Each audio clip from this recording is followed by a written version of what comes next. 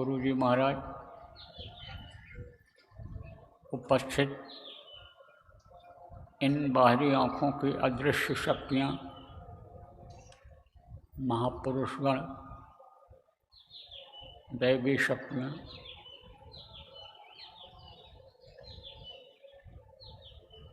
सत्संगी, नामदानी, देवियाँ, बच्चे, धर्म प्रेमीगण, आज 9 अगस्त 2025 प्रातःकाल की बेला झुंझुनू राजस्थान की इस धरती पर रक्षाबंधन के अवसर पर गुरु पूजन, सत्संग और ध्यान भजन का अवसर मिल रहा है। प्रेमियों, यह अवसर जीवन में कम मिलता है और आज जिनको यह अवसर मिल रहा है, ये कोई ज़रूरी नहीं है कि अगले रक्षाबंधन में रहें ही। इन्हीं में से कुछ लोग चले जाएंगे। कहाँ चले जाएंगे? धरती को छोड़ करके नरकों में तो नहीं जाएंगे। 84 में भी उम्मीद कम है। अगर भजन ध्यान सुमिरन करते रहेंगे, आदेश का पालन करते रहेंगे, तो शरीर छोड़कर तो जाएंगे। अपने घर, अपने वतन मालिक के पास भले न पहुंच पाएं, लेकिन ऊपरी लोकों में चले जाएंगे। वहाँ पर विश्राम मिल जाएगा कुछ समय के लिए, लेकिन फिर आना पड़ेगा। यहाँ मनुष्य शरीर में आना पड़ेगा। आज जो पैसे वाले लोग बैठे हो, आज जो धनी मानी लोग बैठे हो, आज जो आप पढ़े लिखे बुद्धिजीवी लोग बैठे हो, अगर भजन नहीं किया तो दोबारा फिर आना पड़ेगा और गरीब घर में जन्म लेना पड़ेगा। गरीबी में ही जिंदगी बीतेगी। मिलेंगे तो सद्गुण, लेकिन यह भी गारंटी नहीं है कि उसी जन्म में मिल जाएं। और अगर कहीं पाप बन गया उस जन्म में, तो फिर फंस जाओगे, उन्हें दोबारा फिर जन्म लेना पड़ेगा। इसलिए जीव की रक्षा करना जरूरी है, जीवात्मा की रक्षा करना जरूरी है। इसको बंधन मुक्त कराना है। ये जो जड़ और चेतन की गांठ बंधी हुई है, इसको खोल करके और इसकी रक्षा करनी है। रक्षा बंधन आपका तभी होगा। सब लोगों की बात बता रहा हूँ कि रक्षा तभी होगी, जीवात्मा की रक्षा तभी होगी। धागा तो आज आपको मिलेगा, जिसको राखी कहते हो, उसको हाथ में बांधोगे। तो शरीर की रक्षा तो गुरु की दया से, भाव भक्ति श्रद्धा प्रेम के अनुसार शाकाहारी भजनानंदी लोगों की होगी, शरीर की रक्षा होगी, लेकिन आत्मा की रक्षा इससे नहीं होगी। ये जो राखी अभी बटेगी, ये जो धागा बटेगा अभी, इसको आप अपने हाथ में बांधोगे, अगले पूर्णिमा तक बांधे रहना रहेगा। इससे आंधी आफत से, प्राकृतिक आपदा जिसको कहते हैं, प्राकृतिक प्रकोप जिसको कहते हैं, उससे बचत होगी। प्राकृतिक आपदा किसको कहते हैं भी बता दें, आप समझ जाओ गांव के लोग। जैसे बाढ़ आ गई, जो अभी बहुत आएगी, भूकंप आ गया, जैसे यानी समझो कि ऊपर से वज्रपात हो गया, चमक के साथ, गड़गड़ाहट के साथ वो एक शक्ति गिरती है, जहाँ पर जला देती है, जहाँ गिरती, वो प्राकृतिक आपदा कहलाती है। प्राकृतिक प्रकोप किसको कहते हैं? बीमारी हो गई, हटने का नाम नहीं ले रही है।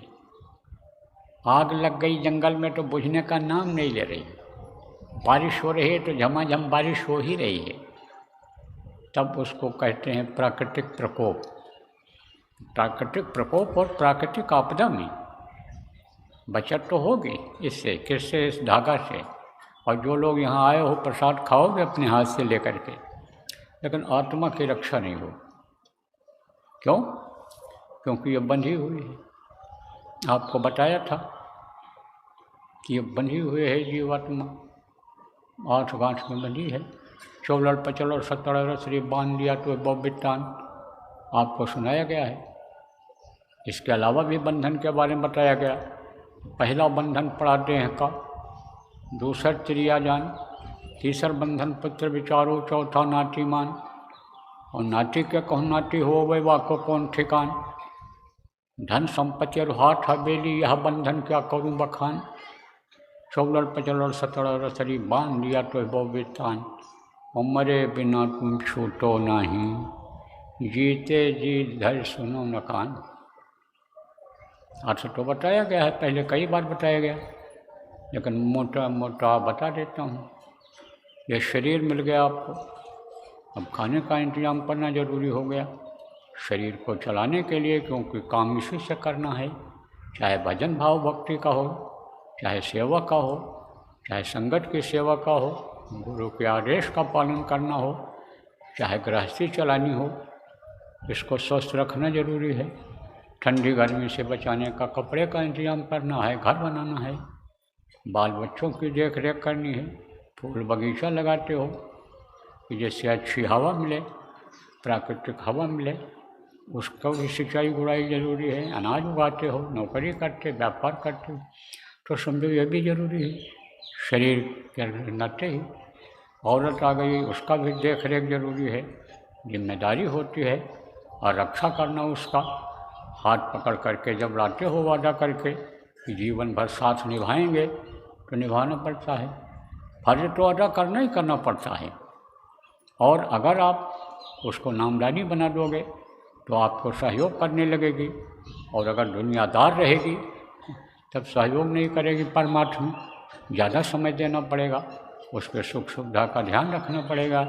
इसी तरह इन बच्चियों के लिए है, आपको शरीर मिल गया बच्चियों, अब अगर पति नामदानी हो गए, एक जैसा खान पान हो गया, घर का बच्चे नामदानी हो गए, पहनावा हो गया, पूजा पाठ हो गया, तो यही गृहस्थ आश्रम फिर स्वर्ग जैसा जैसे पहले था अन्य युगों में उसी तरह हो जाएगा।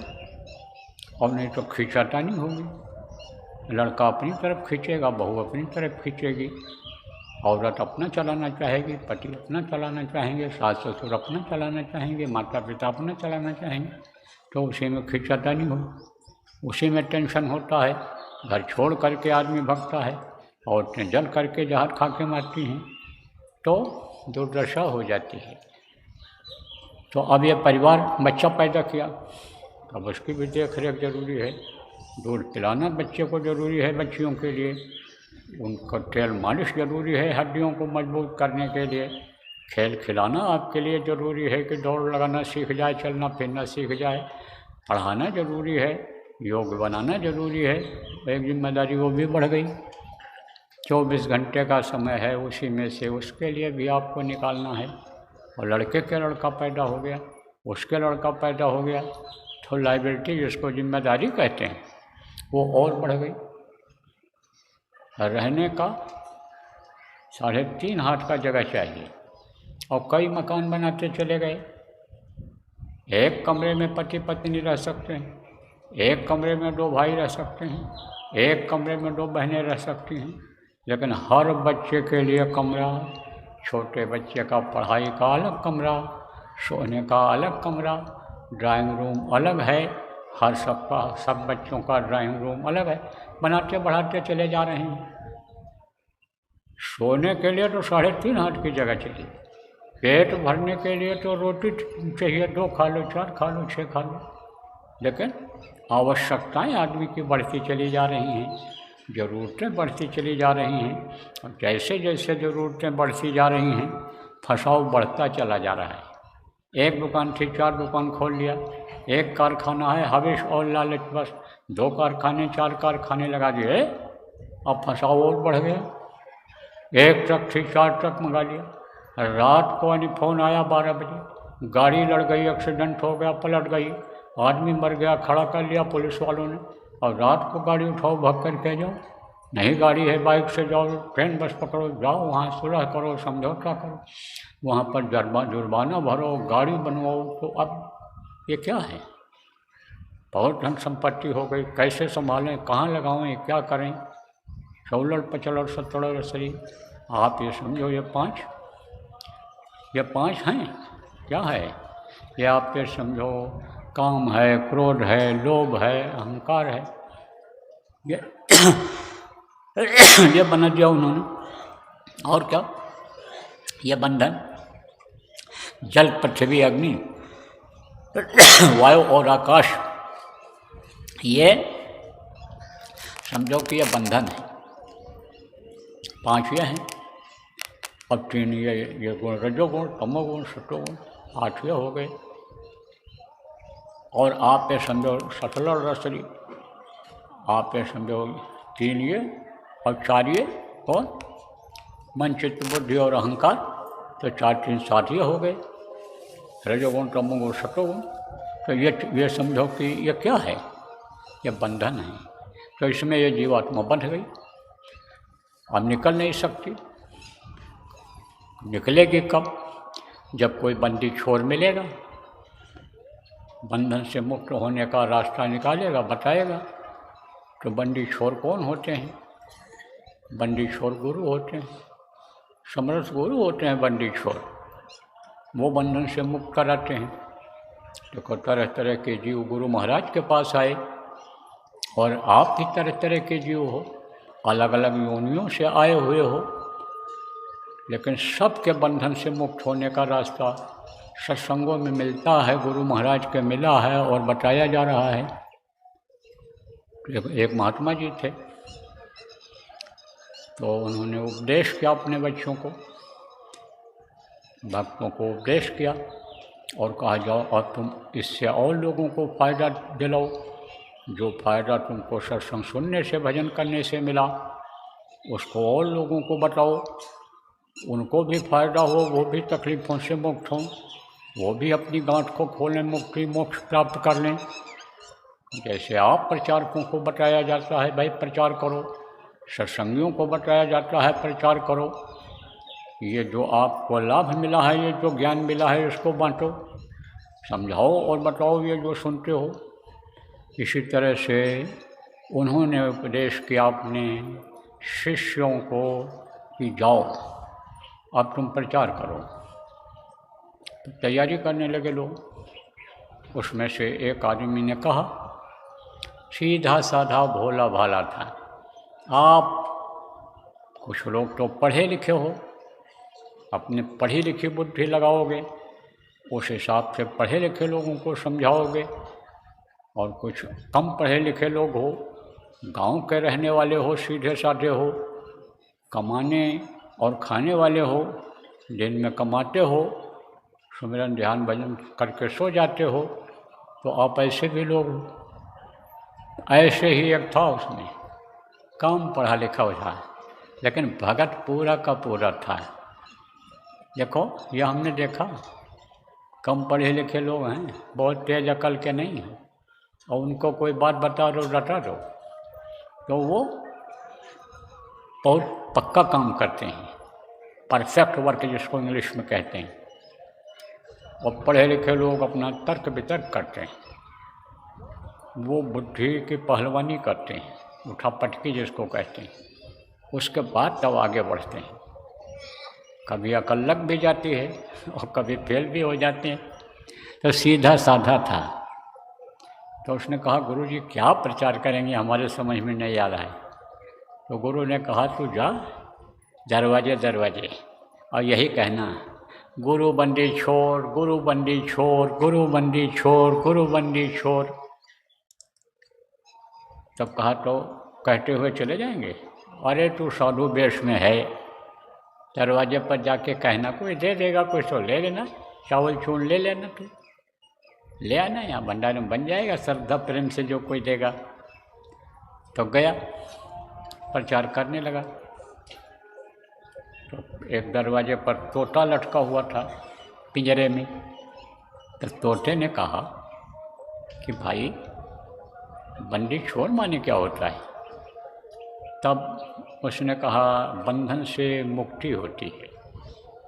तो गुरु बंधन से मुक्ति दिलाते हैं। कौन गुरु दिलाते हैं? तो जानकार होते हैं बंधन को काटने का, वो काट करके कटवा करके मुक्ति दिला देते हैं। तब उसने कहा अच्छा तो तू ये बता कि मेरा ये बंधन कैसे कटेगा, मैं पिंजरे से कैसे निकल पाऊँगा? मैं तो बंधन में आ गया, मैं तो पेड़ों पर उड़ता था और अपने मन से फल को खाता था। अच्छा, मेरा खाया हुआ फल नीचे गिरता था, उसको आदमी खाते थे, जानवर खाते थे, चींटियाँ खाती थीं, चींटे खाते थे, अन्य कीड़े खाते थे। और आज हमको जो कुछ भी सड़ा कला मिल जाता है, हम बंधन में हैं, परतंत्र हैं, तो हमको वही खाना पड़ता है, पीना पड़ता है, पानी वही गंदा पानी, कोई बदले रोज़ ना बदले, तो भाई हम कैसे मुक्त होंगे? तो चेला बेचारा सीधा साधा क्या जवाब दे। उसने कहा भाई ये तो हम नहीं बता पाएंगे, हम अपने गुरु महाराज से पूछ के बताएंगे। तो तोते ने कहा तो कल फिर आना, आज जाना पूछ लेना और हमको बता देना, और हमारी मुक्ति जब हो जाएगी तो हम तेरे गुरु को मान लेंगे कि हाँ गुरु तेरे समर्थ हैं और बंदी छोड़ हैं। तो वो अपना 2-4-6 घर 10 घर जहाँ तक पैदल जा पाया गया, यही बताता हुआ कहता हुआ। और जब लौटा शाम को तो गुरुजी बैठे हुए थे, गया प्रणाम किया। सबसे पहले यही कहा सरकार एक तोता पिंजरे में बंद था, उसने कहा कि तुम्हारे गुरु हमारे बंधन को कैसे मुक्त करेंगे, हम कैसे पिंजरे से मुक्त होंगे? बस गुरुजी हो गए बेहोश, गिर गए। दौड़े सब लोग, कोई पंखा करने लग गया, कोई मुंह धोने लग गया, कोई कुछ करने लग गया। एक आदमी उसमें से सुन रहा था उसकी बातों को, उसने लोगों से कह दिया कि इसने कोई बात कही है गुरुजी को, जिससे गुरुजी गिर गए, बेहोश हो गए। अब उस पर लोग बरस पड़े। अब बेचारा वो क्या करे, सीधा साधा वो क्या जवाब दे लोगों को? वो भी बिल्कुल एकदम सूख करके बिल्कुल सिकुड़ गया, एकदम जैसे सुमट सिकुड़ जाती, ऐसे बेचारा बैठा है, क्या करे? वो भी जो कुछ कर पा रहा है कर रहा है, तलवा मर रहा है, पैर दबा रहा है।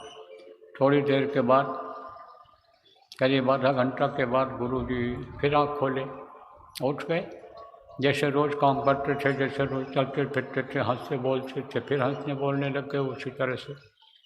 तो लोग खुश हो गए। उसको भी लोगों ने कहा क्या कहा था तूने?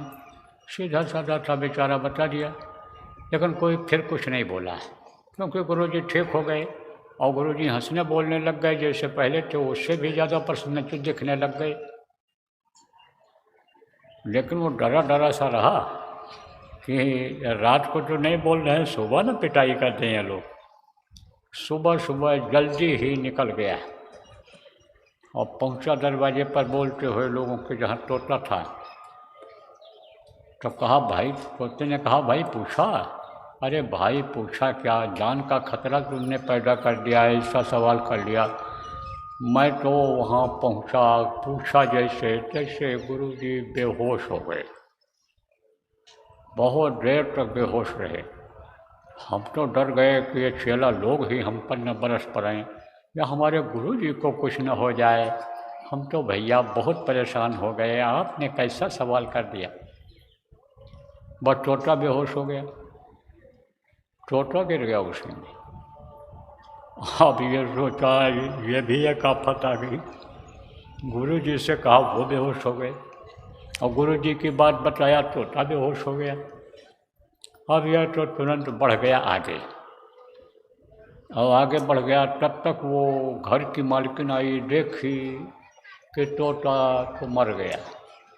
अभी हिलाया डुलाया, कोई जान नहीं उसमें। तो उसने कहा चलो फेंक आऊँ।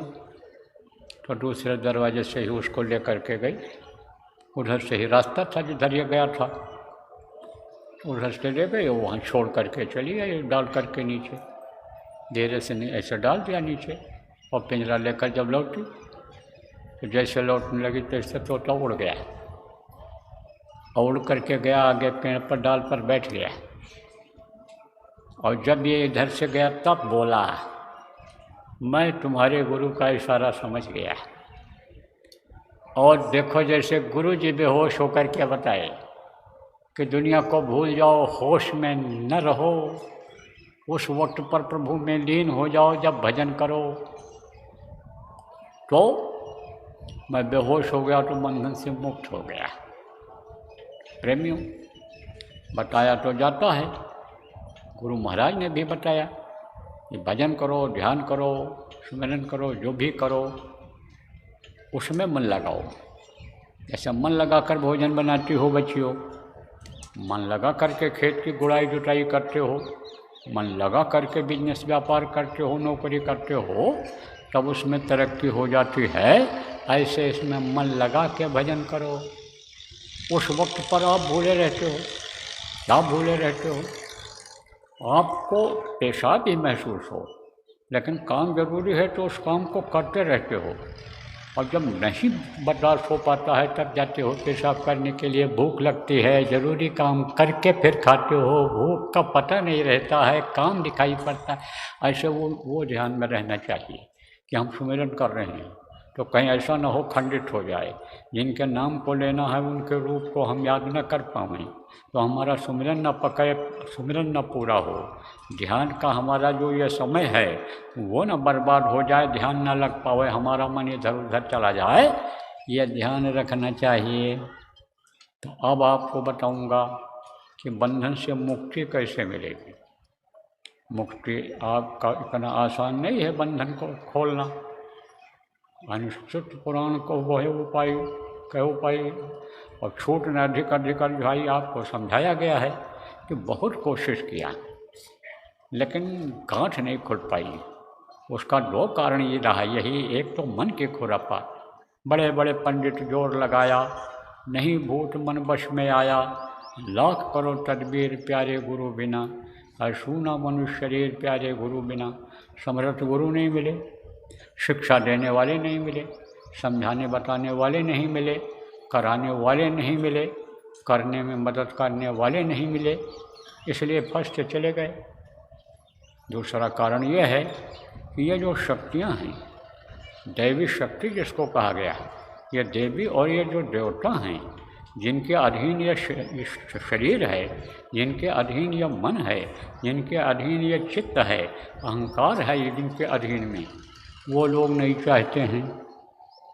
तो जैसे समझो कि दफ्तर का अधिकारी होता है, दफ्तर का अधिकारी होता है, ऐसे वो अपने अधिकारी हैं।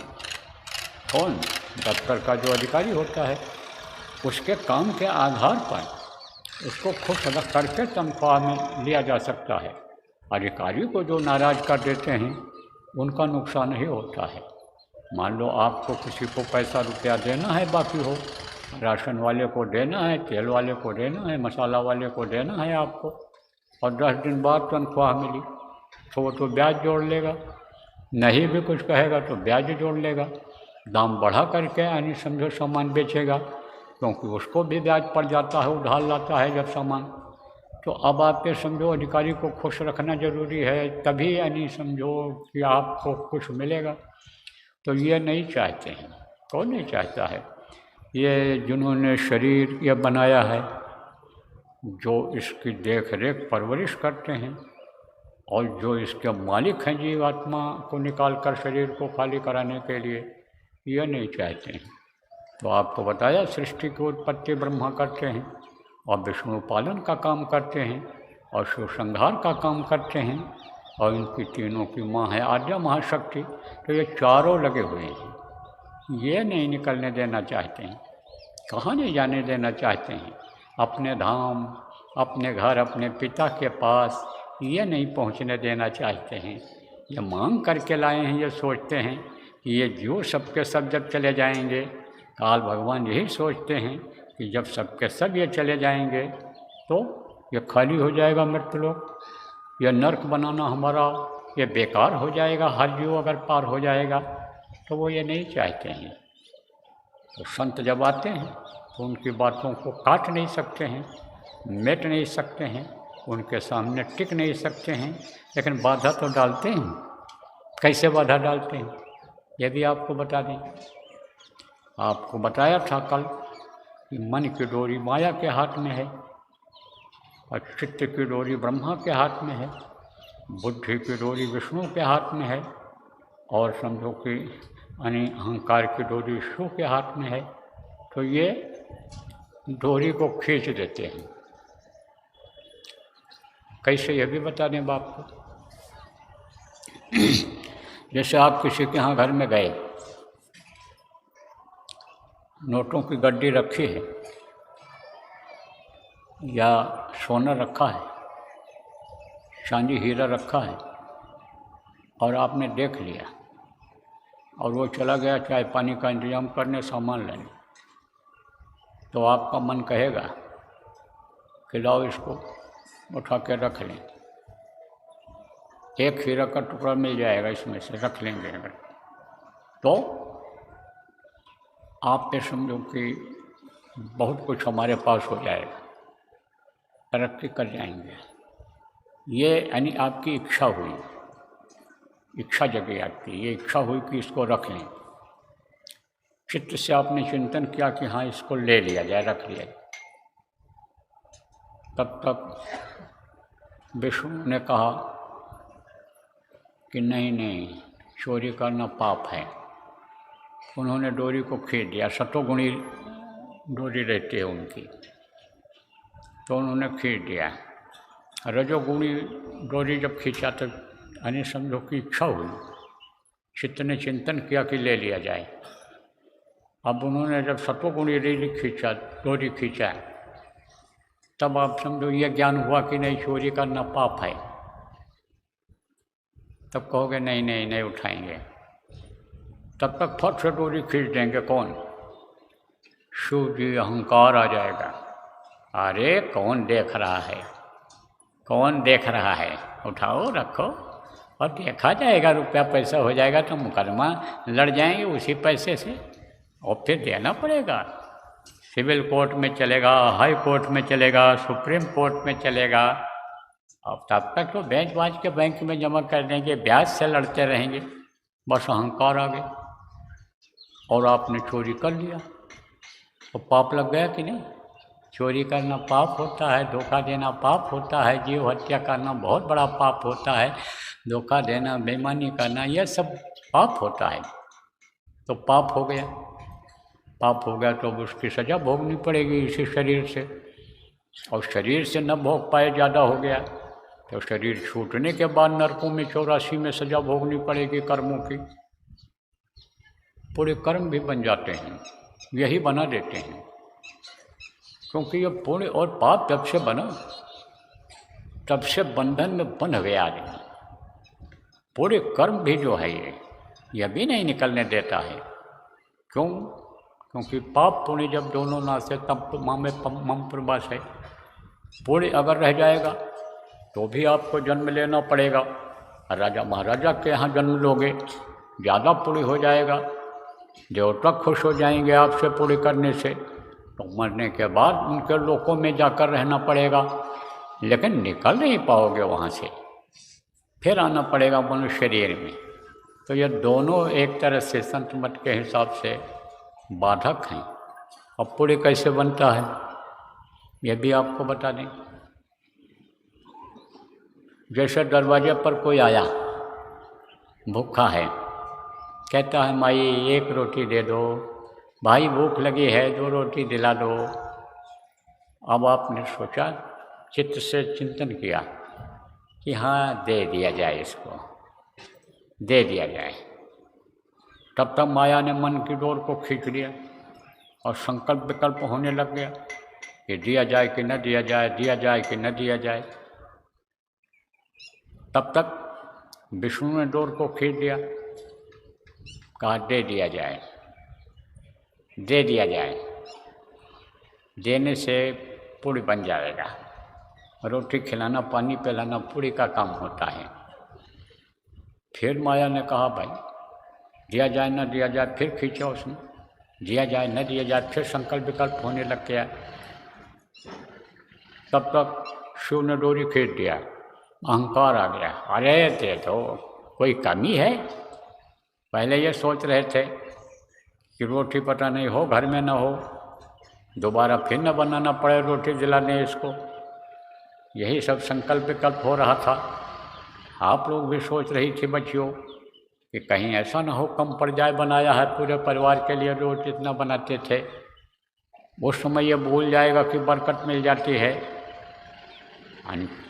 5 रोटी अगर बनाओ और 2 आदमियों को खाना हो और छठवा कोई आ गया तो वो भी खा जाता है, बरकत हो जाती है।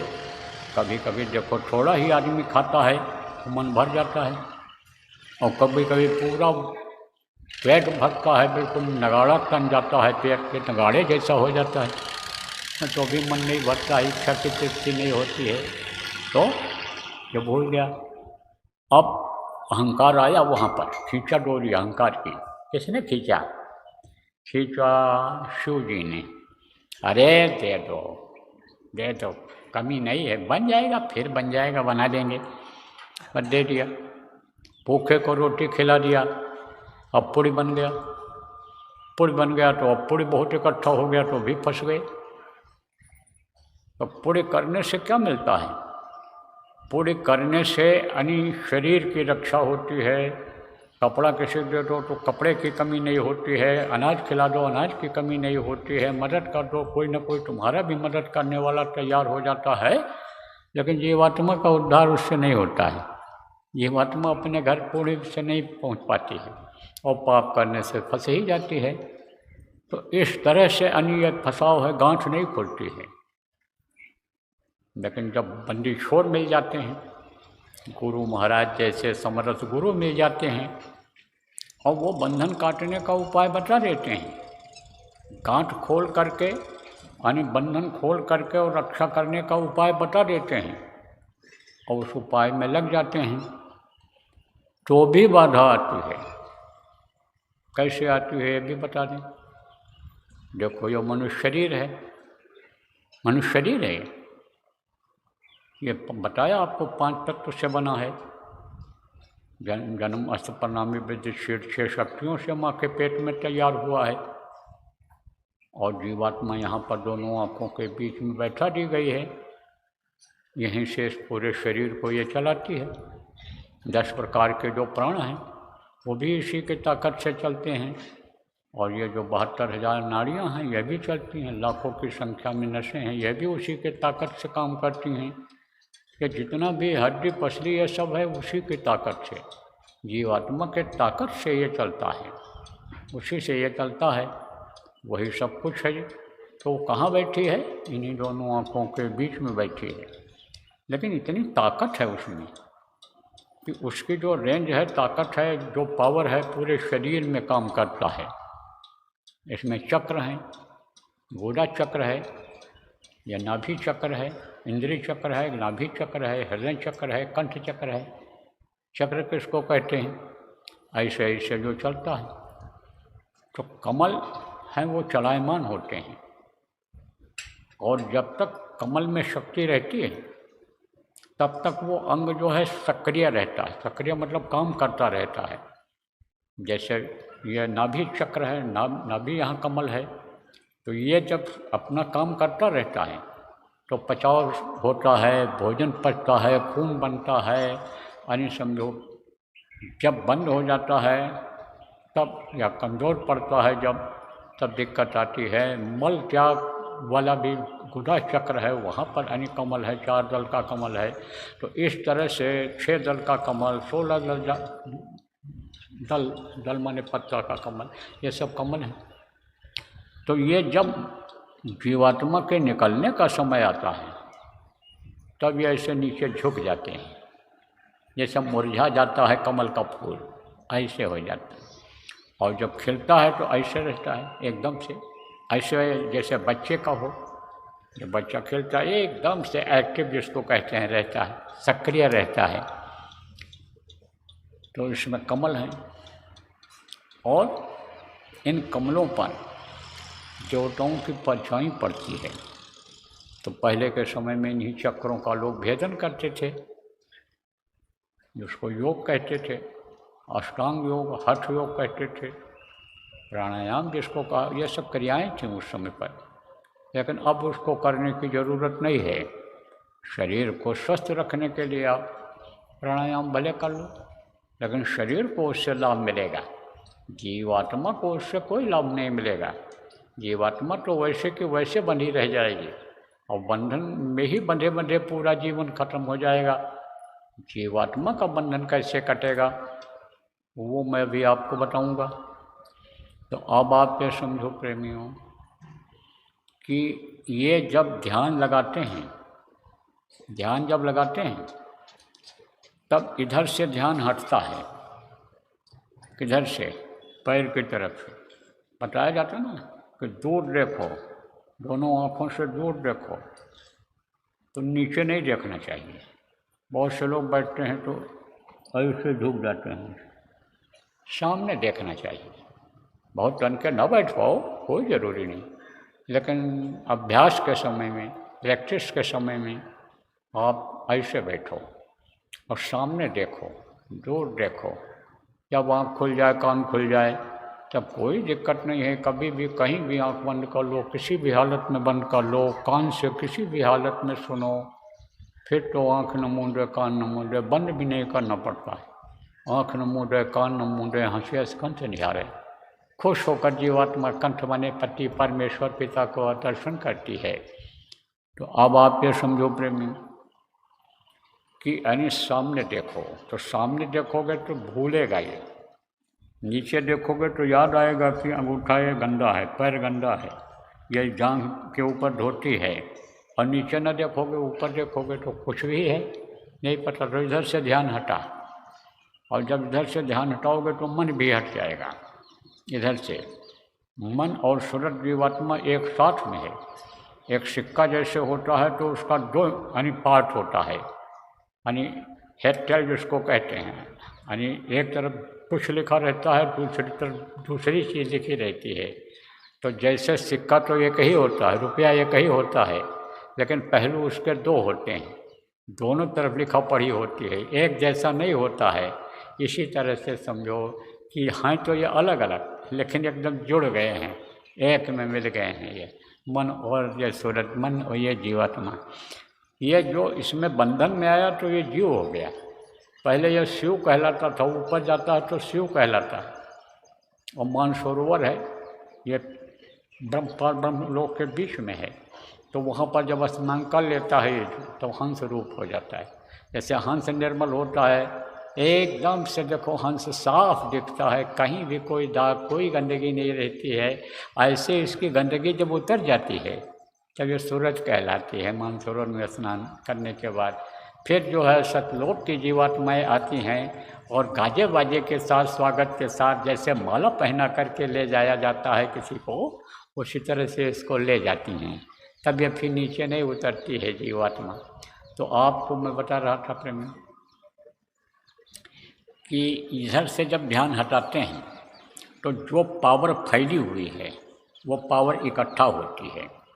तो जब सामने देखते हैं, दूर देखते हैं, तो जीवात्मा का जो जीवात्मा तो वो भी ऊपर देखती है, क्योंकि जीवात्मा इधर मन के साथ लगी हुई है, इधर ध्यान इधर है।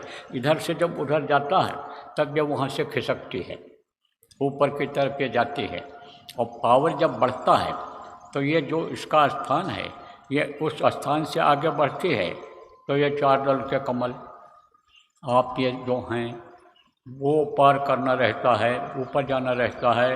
ये खट जो है ये यानी समझो ये 6 चीज़ें जन्म, उसके ऊपर छः कमल है, उस पर जो है ये शक्तियाँ रहती हैं। जन्म, अस्त, प्रणामी, विद्योष, इन सबको पार करना पड़ता है, जाना पड़ता है।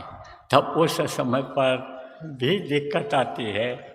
उस समय पर ये जो काम है, क्रोध है, लोभ है, मोह है, अहंकार है, इसकी डोर खींच लेती हैं, वो खींच लेते हैं ये लोग, वो प्रबल हो जाता है। शून्य है, शून्य 10 शून्य हैं, 10 शून्य पार करना पड़ता है। शून्य मतलब स्थान, उन स्थानों को पार करना पड़ता है, समझ लो आप, ऊपर जाना पड़ता है जीवात्मा को। तो वो बाधा डालते हैं। कौन डालता है? वो शून्य से निकलना मुश्किल हो जाता है। तब उन शून्यों से निकलने 5 शून्य ये हैं। कौन? काम, क्रोध, लोभ, मोह, अहंकार, यह है 5। और कौन है? शील, क्षमा, संतोष, विरह और विवेक, ये 10 शून्य हैं। तो उनको पार करना रहता है। तो सबसे पहले काम वासना जगती है, कामी हो जाता है पुरुष, साधक कामी हो जाता है।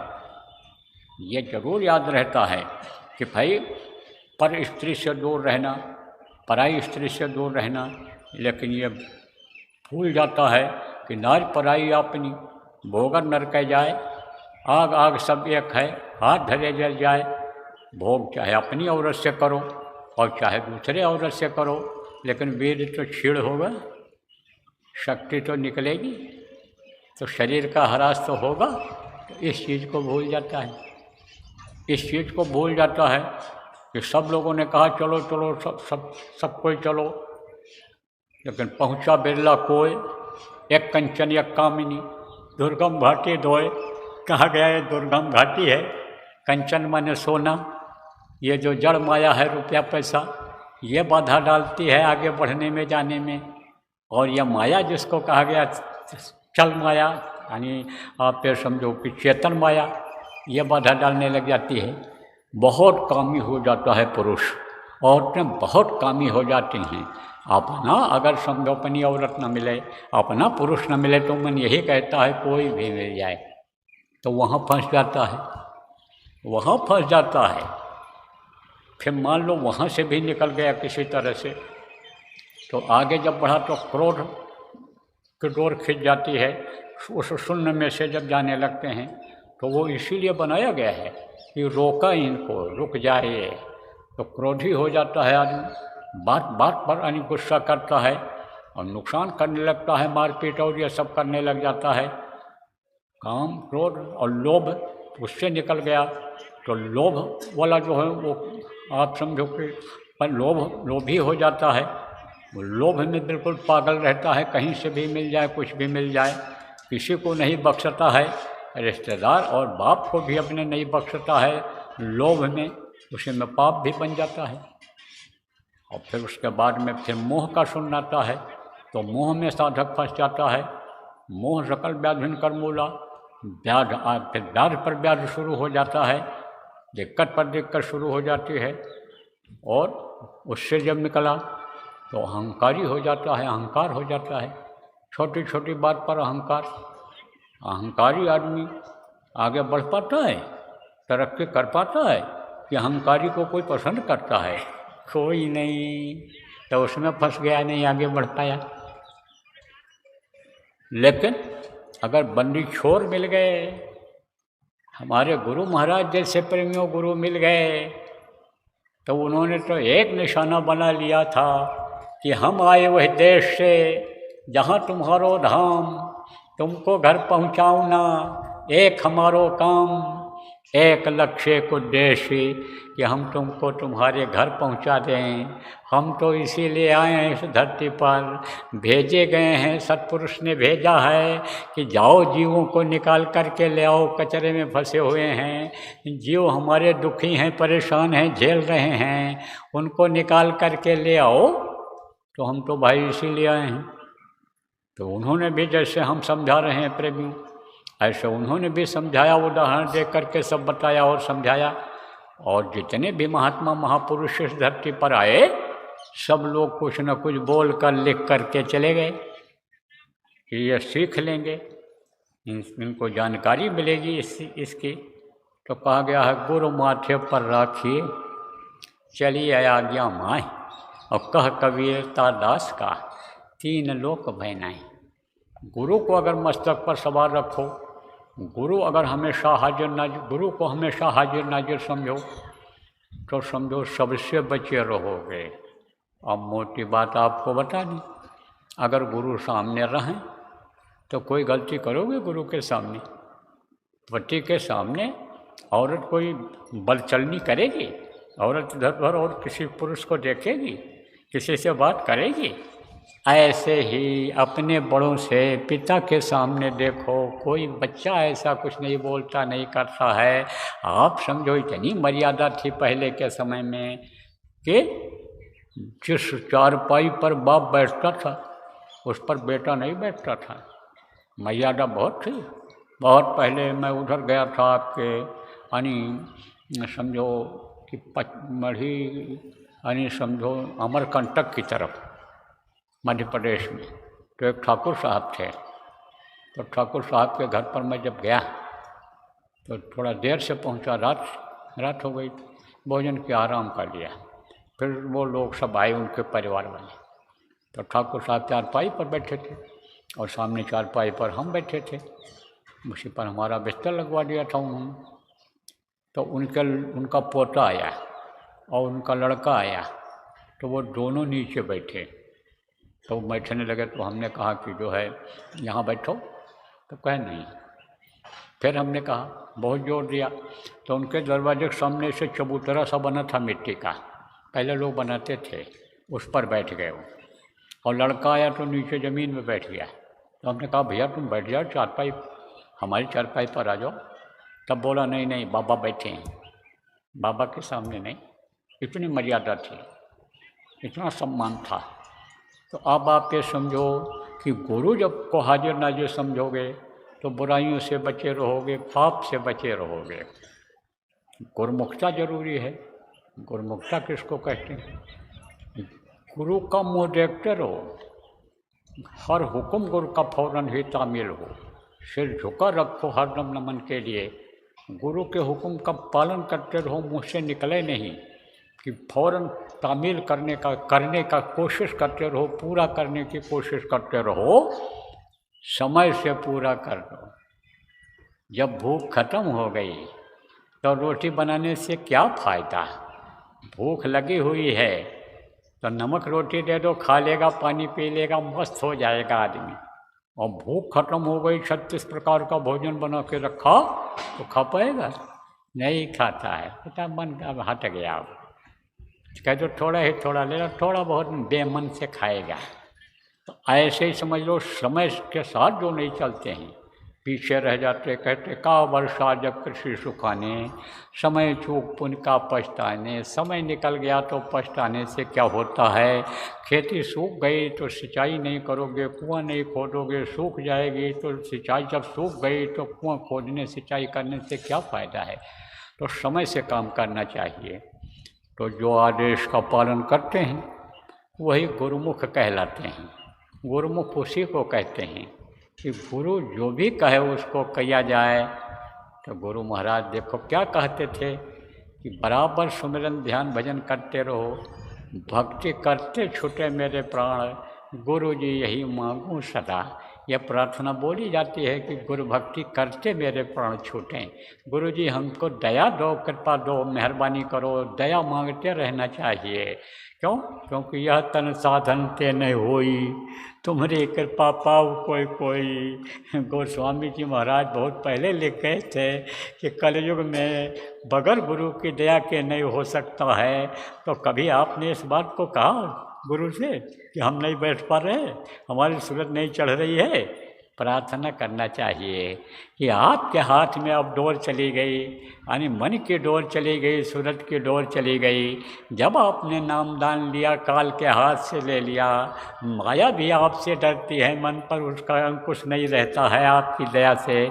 तो आप दया कर दो हमारे ऊपर, आप हमको दया करके हमारे हृदय में बस जाओ, हमारे मस्तक पर सवार हो जाओ। ये प्रेमियों को बराबर प्रार्थना करते रहना चाहिए। और गुरु भक्ति कैसी होती है? गुरु भक्ति किसको कहते हैं? देखो, गुरु भक्ति दो तरह की होती है, एक बाह्य भक्ति होती है और एक आंतरिक भक्ति होती है। तो बाह्य भक्ति किससे की जाती है? बाह्य भक्ति उससे की जाती है, सेवा से, शरीर के सेवा से बाह्य भक्ति की जाती है, बाह्य भक्ति। गुरु ने कहा ये काम कर लो, हाथ से उस काम को कर लिया, पैर से चल के गए काम को कर लिया, आप ये समझो मुंह से बोल कर लिया, दिल दिमाग लगा करके, बुद्धि लगा करके उस काम को कर लिया, तो वो काम कर लिया तो गुरु भक्ति हो गई। तो यह है बाह्य भक्ति। और जीने बंधन चित्त के, जीने बंधन सूरज के, कटे नाम पर ताप। ये बंधन किससे कटते हैं? का मोटे बंधन जगत के गुरु भक्ति से काट, या मोटे बंधन हैं जगत के, आपके पुत्र परिवार के, मान प्रतिष्ठा के, या कर्मों के जो बंधन हैं, ये किससे कटते हैं? ये कटते हैं ये शरीर की सेवा से। क्योंकि जो भी कष्ट यानी झेल रहे हो, पाप हो गया है, जान में हो गया, अनजान में हो गया, वो किससे किया है? शरीर से किया है। तो शरीर से सेवा करनी चाहिए। गुरु शरीर से सेवा करवाते हैं। धन से भी पाप हो जाता है तो धन खर्च करा देते हैं वे, आप ये समझो बरकत दिला देते हैं विश्वास के लिए। जिन्होंने गुरु के नाम पर एक खर्चा किया, 10 यानी 9 और मिला करके दे दिया गुरु महाराज को। इसी में आप लोग बैठे हो, अनुभव आपको जीवन का है। आप समझो बुद्धि बढ़ गई, आपकी प्रखर हो गई, काम सीख गए। जो प्रचारक हैं देखो कम पढ़े लिखे हैं, लेकिन पढ़े लिखे से ज़्यादा अक्लमंद हो गए। तो बुद्धि का विकास हो गया, मन लग गया आपका उधर। तो जिनका मन प्रचार में लग जाता है, परमार्थ में लग जाता है, उनका मन भजन में भी लग जाता है। तो ये सूरज के बंधन ये कैसे कटेंगे? सूरज 4 जीवात्मा 4 शरीर में बंध है। यह स्थूल शरीर, फिर इसके अंदर में लिंग शरीर जो अंडलोक की है, फिर आप ये समझो यानी सूक्ष्म शरीर जो ब्रह्मांड में है, और फिर उसके बाद में कारण शरीर जो ब्रह्मांड के ऊपरी हिस्से में है। तो ये जब चारों बंधन कटेंगे तब मुक्ति मिलेगी, और नहीं तो ये फंसी रही। क्योंकि ये महाकाल रचिया बहुजाल, और महाकाल ने भी जाल बना दिया है। और महाकाल को जब पार करेंगे, उस लोक को जब पार करेंगे, तब ये जीवात्मा अपने घर पहुंच पाएगी। बीच में बहुत सारे लोग हैं, माया जो है का बड़ा पसारा है, यानी समझो कि शहर दल कमल के नीचे इधर बहुत पसारा है। तो सबसे पहले तो ये जगत जाल में फंसा दिया माया ने, जगत जाल। अब ये जगत का क्या जाल है? यही रोज़ कमाओ, रोज़ खाओ, बच्चों की परवरिश करो, पढ़ाओ लिखाओ, औरत का ध्यान रखो, रोटी बनाओ, बच्चियों खिलाओ, बच्चों का टट्टी पेशाब धो, आओ जाओ, हित मित्र का स्वागत करो, उनके घर आओ जाओ, रिश्ता बनाओ, व्यवहार बनाओ, नौकरी करो, व्यापार करो, खेती करो। ये क्या है? ये जगत जाल है। तो सबसे पहले जगत जाल, इंद्रियों का जाल। ये इंद्रियों के भोग में फंस जाता आदमी। जैसे बताए ना, कामी हो गया आदमी, शून्य से जब निकलने लगी सूरत, क्रोधी हो गया, लोभी हो गया, तो इंद्रियों का जाल। 10 इंद्रियों का भोग, तेरे पड़े गले की फांस, कहा गया ना। अब ये गले की फांस पड़ गई।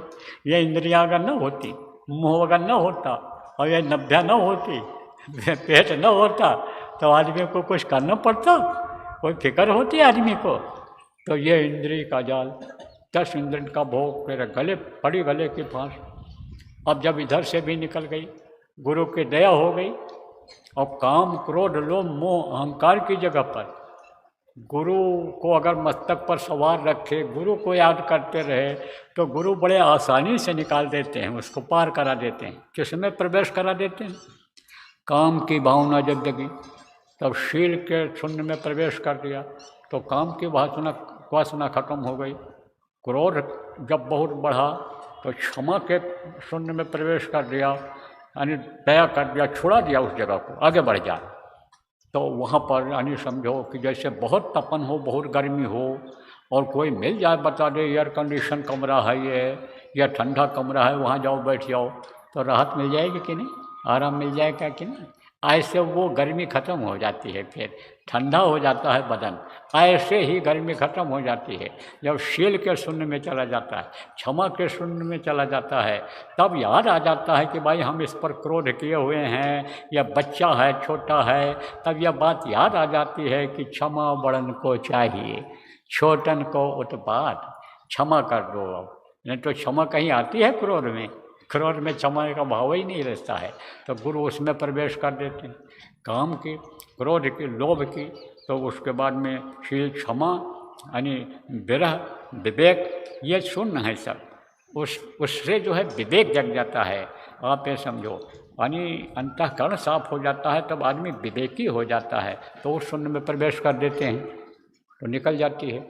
लेकिन आगे समझो, आगे से निकल पाना बहुत मुश्किल होता है।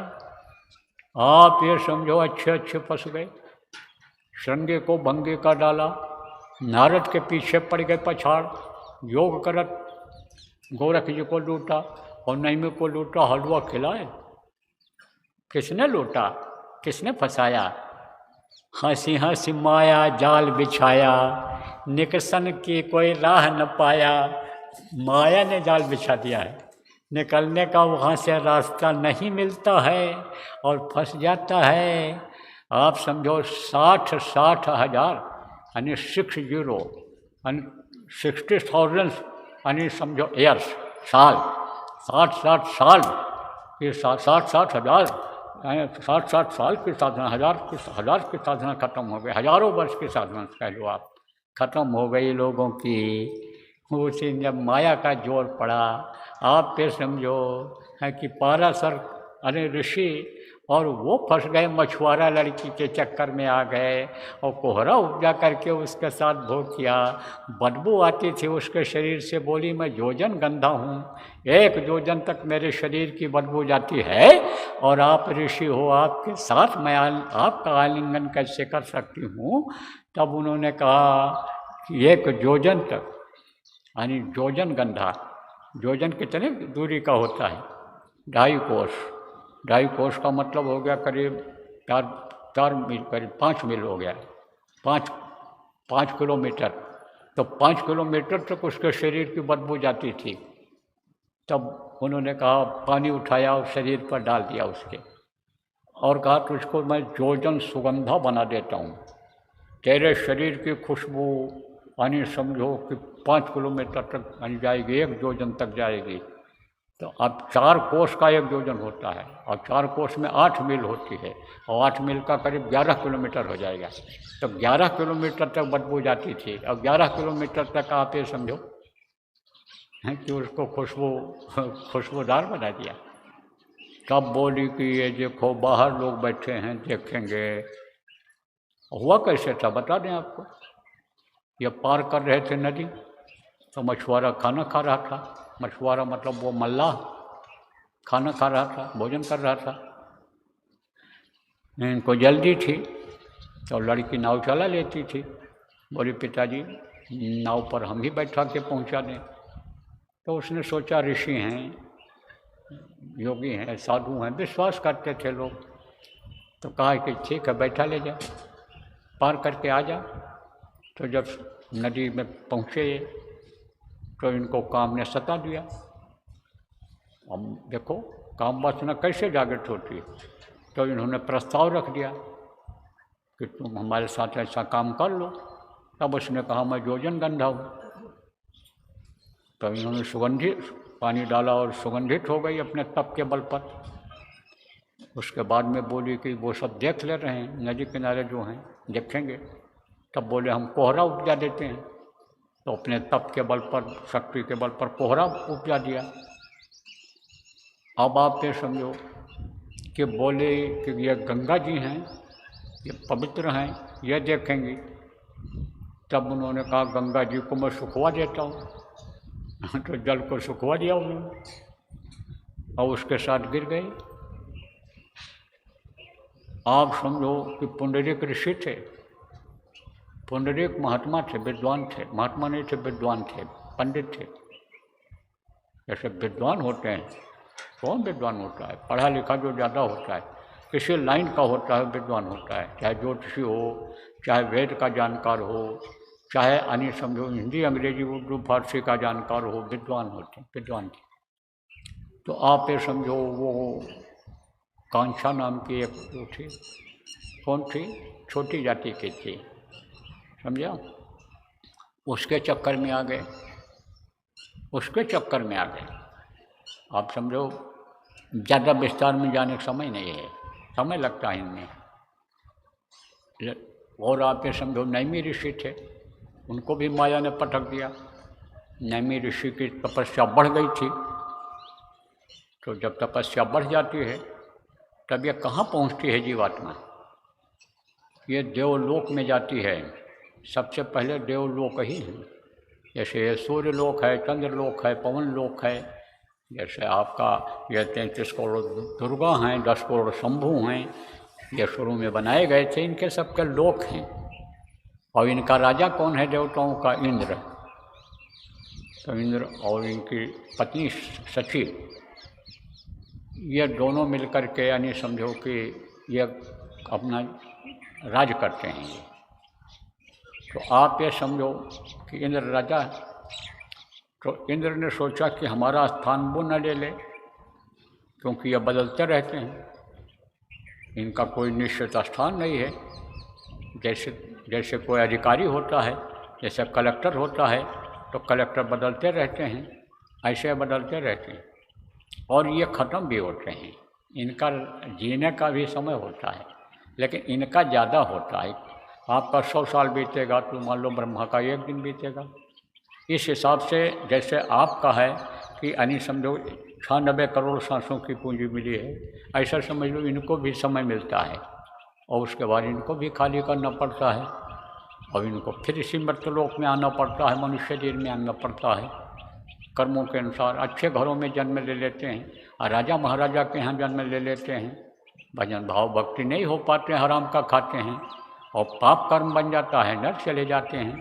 तो कहा गया ना, तप से चूके राज मिलत है और राज से चूके नरका, और जैसा कर्म करोगे वैसे उसमें पड़े न फरका। तो आप फिर समझ लो कि इंद्र घबरा गए।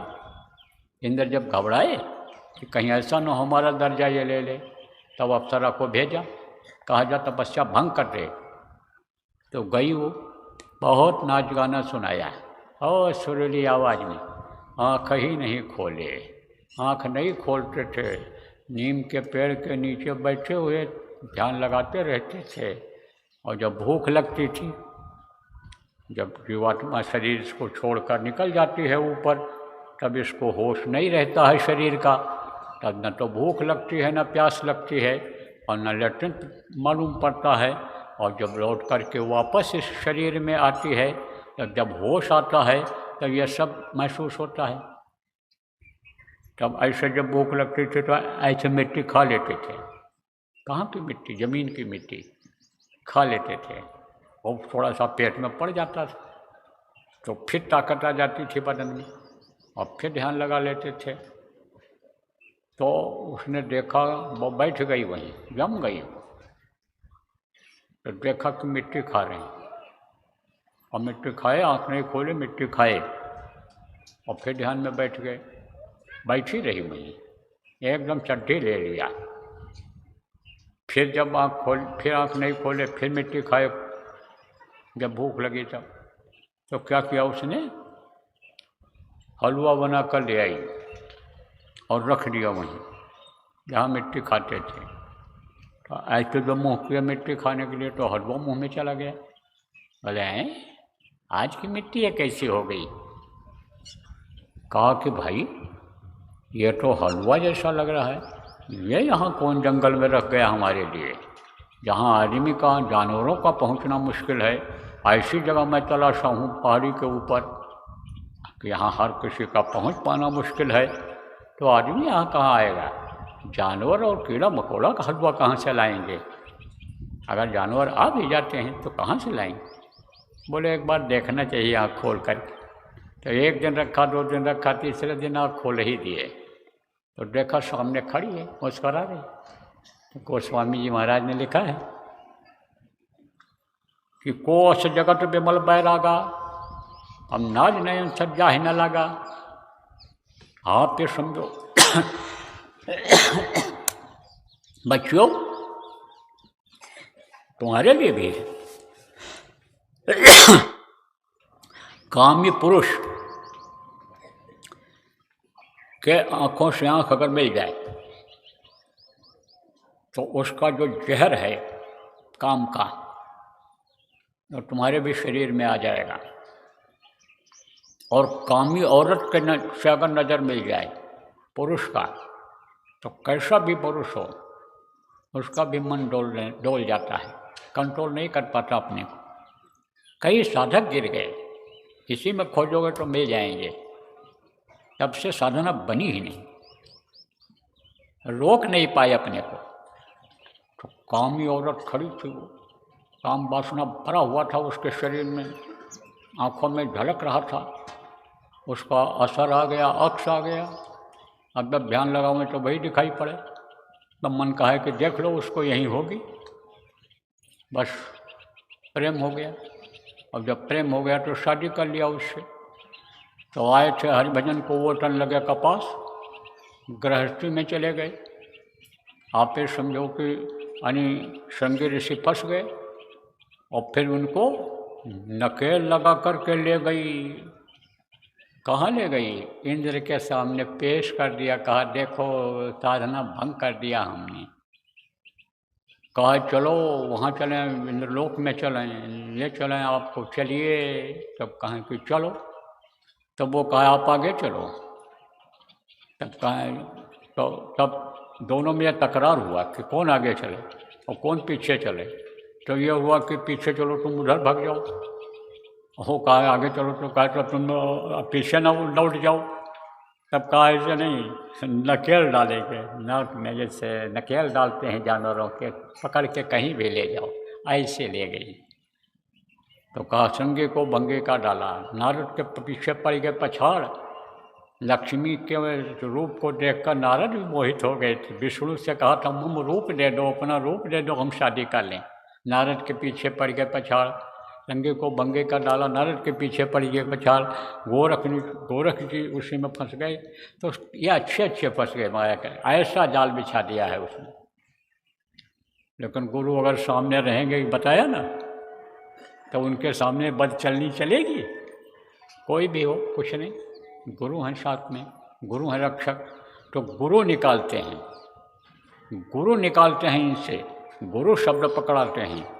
इसलिए गुरु को हमेशा याद रखना चाहिए, गुरु के आदेश का पालन करना चाहिए। और गुरु के आदेश का जब पालन करोगे तब शब्द की डोर को पकड़ा देंगे वो, और शब्द के जहाज पर बैठा करके उड़ा करके आपको पहुंचा देंगे। देखो, जब तक ये जीवात्मा इस शरीर में रहती, इसकी चाल चींटी की तरह रहती है, और जब इससे निकलती है ऊपर जाती है, तब इसकी चाल मछली की तरह हो जाती है। जैसे पानी में मछली तेज चलती है, और उससे जब आगे लोक में जाती है तब मकड़ी की तरह हो जाती है। जैसे मकड़ी जाल बनाती है और घर में घुसो और नीचे रहती है जाल में, देखते ही फट से पहुंच जाती है, देखते देखते ऐसे ऊपर पहुंच जाती है। ऐसे इसकी चाल हो जाती है। और आगे जब बढ़ती है तो विहंगम गति हो जाती है इसकी। मंकी माने बंदर जैसे कूद करके चलता है। पैदल कोई चलेगा तो कम यात्रा कर पाएगा, और कूद जाएगा तो जल्दी कूदता जल्दी चला जाता है। ऐसे ये बढ़ती है, और फिर इतनी स्पीड से जाती है ये कि अरबों योजन खरबों योजन ऊपर में जो लोग हैं वहाँ पहुँचने में दिक्कत नहीं होती। जैसे लिफ्ट होती है, वहाँ समझो 163-64 मंजिल का मकान, वहाँ आपको बुर्ज खलीफा कहते हैं, कहाँ? दुबई में। तो वहाँ की जो लिफ्ट है, और 3-4 मिनट में, 2-2.5 मिनट में हमारा अंदाज है, यहाँ बैठे यहाँ खड़े हुए नहीं कि ऊपर इतनी ऊपर सैकड़ों मंजिल ऊपर पहुँचा देती है, बहुत तेज चलती है। ऐसे ही समझो कि फट से जीवात्मा पहुँचती है। तो कैसे पहुँचती है? गुरु की दया से पहुँचती है। गुरु इसको पहुँचाते हैं। कैसे पहुँचती है? जब गुरु भक्ति करते हैं। बिन गुरु भक्ति शब्द में पचते, सो प्राणी तू मूरख जान।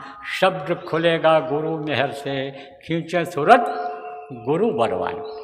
गुरु बलवान खींचते हैं, तब मदद होगी आपकी, और तब बंधन से आप मुक्त होगे। तो गुरु हमेशा तरीका नया नया निकालते रहते हैं, क्योंकि जैसे मास्टर होता है बच्चे को पढ़ाना होता है, जैसे बाप होता है बच्चे को पढ़ाना होता है, तो उपाय कोई न कोई वो निकालता रहता है। बच्चे जैसे मचल जाते हैं, हम नहीं पढ़ेंगे नहीं पढ़ेंगे अब नहीं पढ़ेंगे, तब कहता अच्छा चलो हम तुमको घुमा ले आते हैं, घुमा करके लाता है, कुछ खिला पिला देता है, तब प्यार से कहता है कि अच्छा तो अब थोड़ा पढ़ लो। कहता नहीं पढ़ेंगे, तो कहता अच्छा तो गिनती गिन लो तुम, तो गिनती गिनवाता है, प्रार्थना याद कराता है, मन लगाता है इधर। ऐसे ही गुरु करते हैं, कैसे भी हो हंस करके, खेल करके, कैसे भी हो उठापटकी करके, डांट फटकार करके जीवों को पार करने का रास्ता प्रेमियों बच्चों और बच्चियों निकाल दिया करते हैं।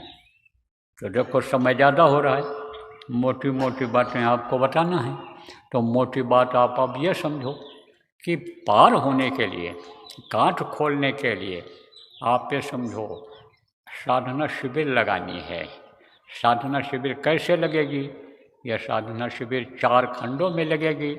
यह लगेगी पहले तो चित्त की लगेगी कि ये जीवात्मा सही चिंतन करने लग जाए और गलत चिंतन न करे और अच्छा और बुरा का ज्ञान हो जाए, ये विवेकी हो जाए, विवेक जग जाए। तो ये होगी एक शिविर, इसकी लगेगी 3 दिन की लगेगी, ये 72 घंटे की लगातार। और यह नवरात्र के 1 हफ्ता 10 दिन पहले ख़त्म कर दो आप। नवरात्र अभी आएगी, कुंवर का नवरात्र, हमारा ख्याल है ये 22 तारीख से शुरू होना चाहिए, सितंबर में 22 सितंबर से शुरू होना चाहिए नवरात्र। तो आप ये समझो कि नवरात्र से पहले ख़त्म कर दो इसको। इसमें कोई दिन नहीं है, पीछे कई अन्य समझो साधना शिविर लगाई गई। सबसे पहले लगाई गई आपकी मुहूर्त की साधना शिविर। मुहूर्त निकाला गया, किस मुहूर्त में सब लोग अगर बैठेंगे तो मन लगने लग जाएगा, साधना में आने जाने लग जाएंगे।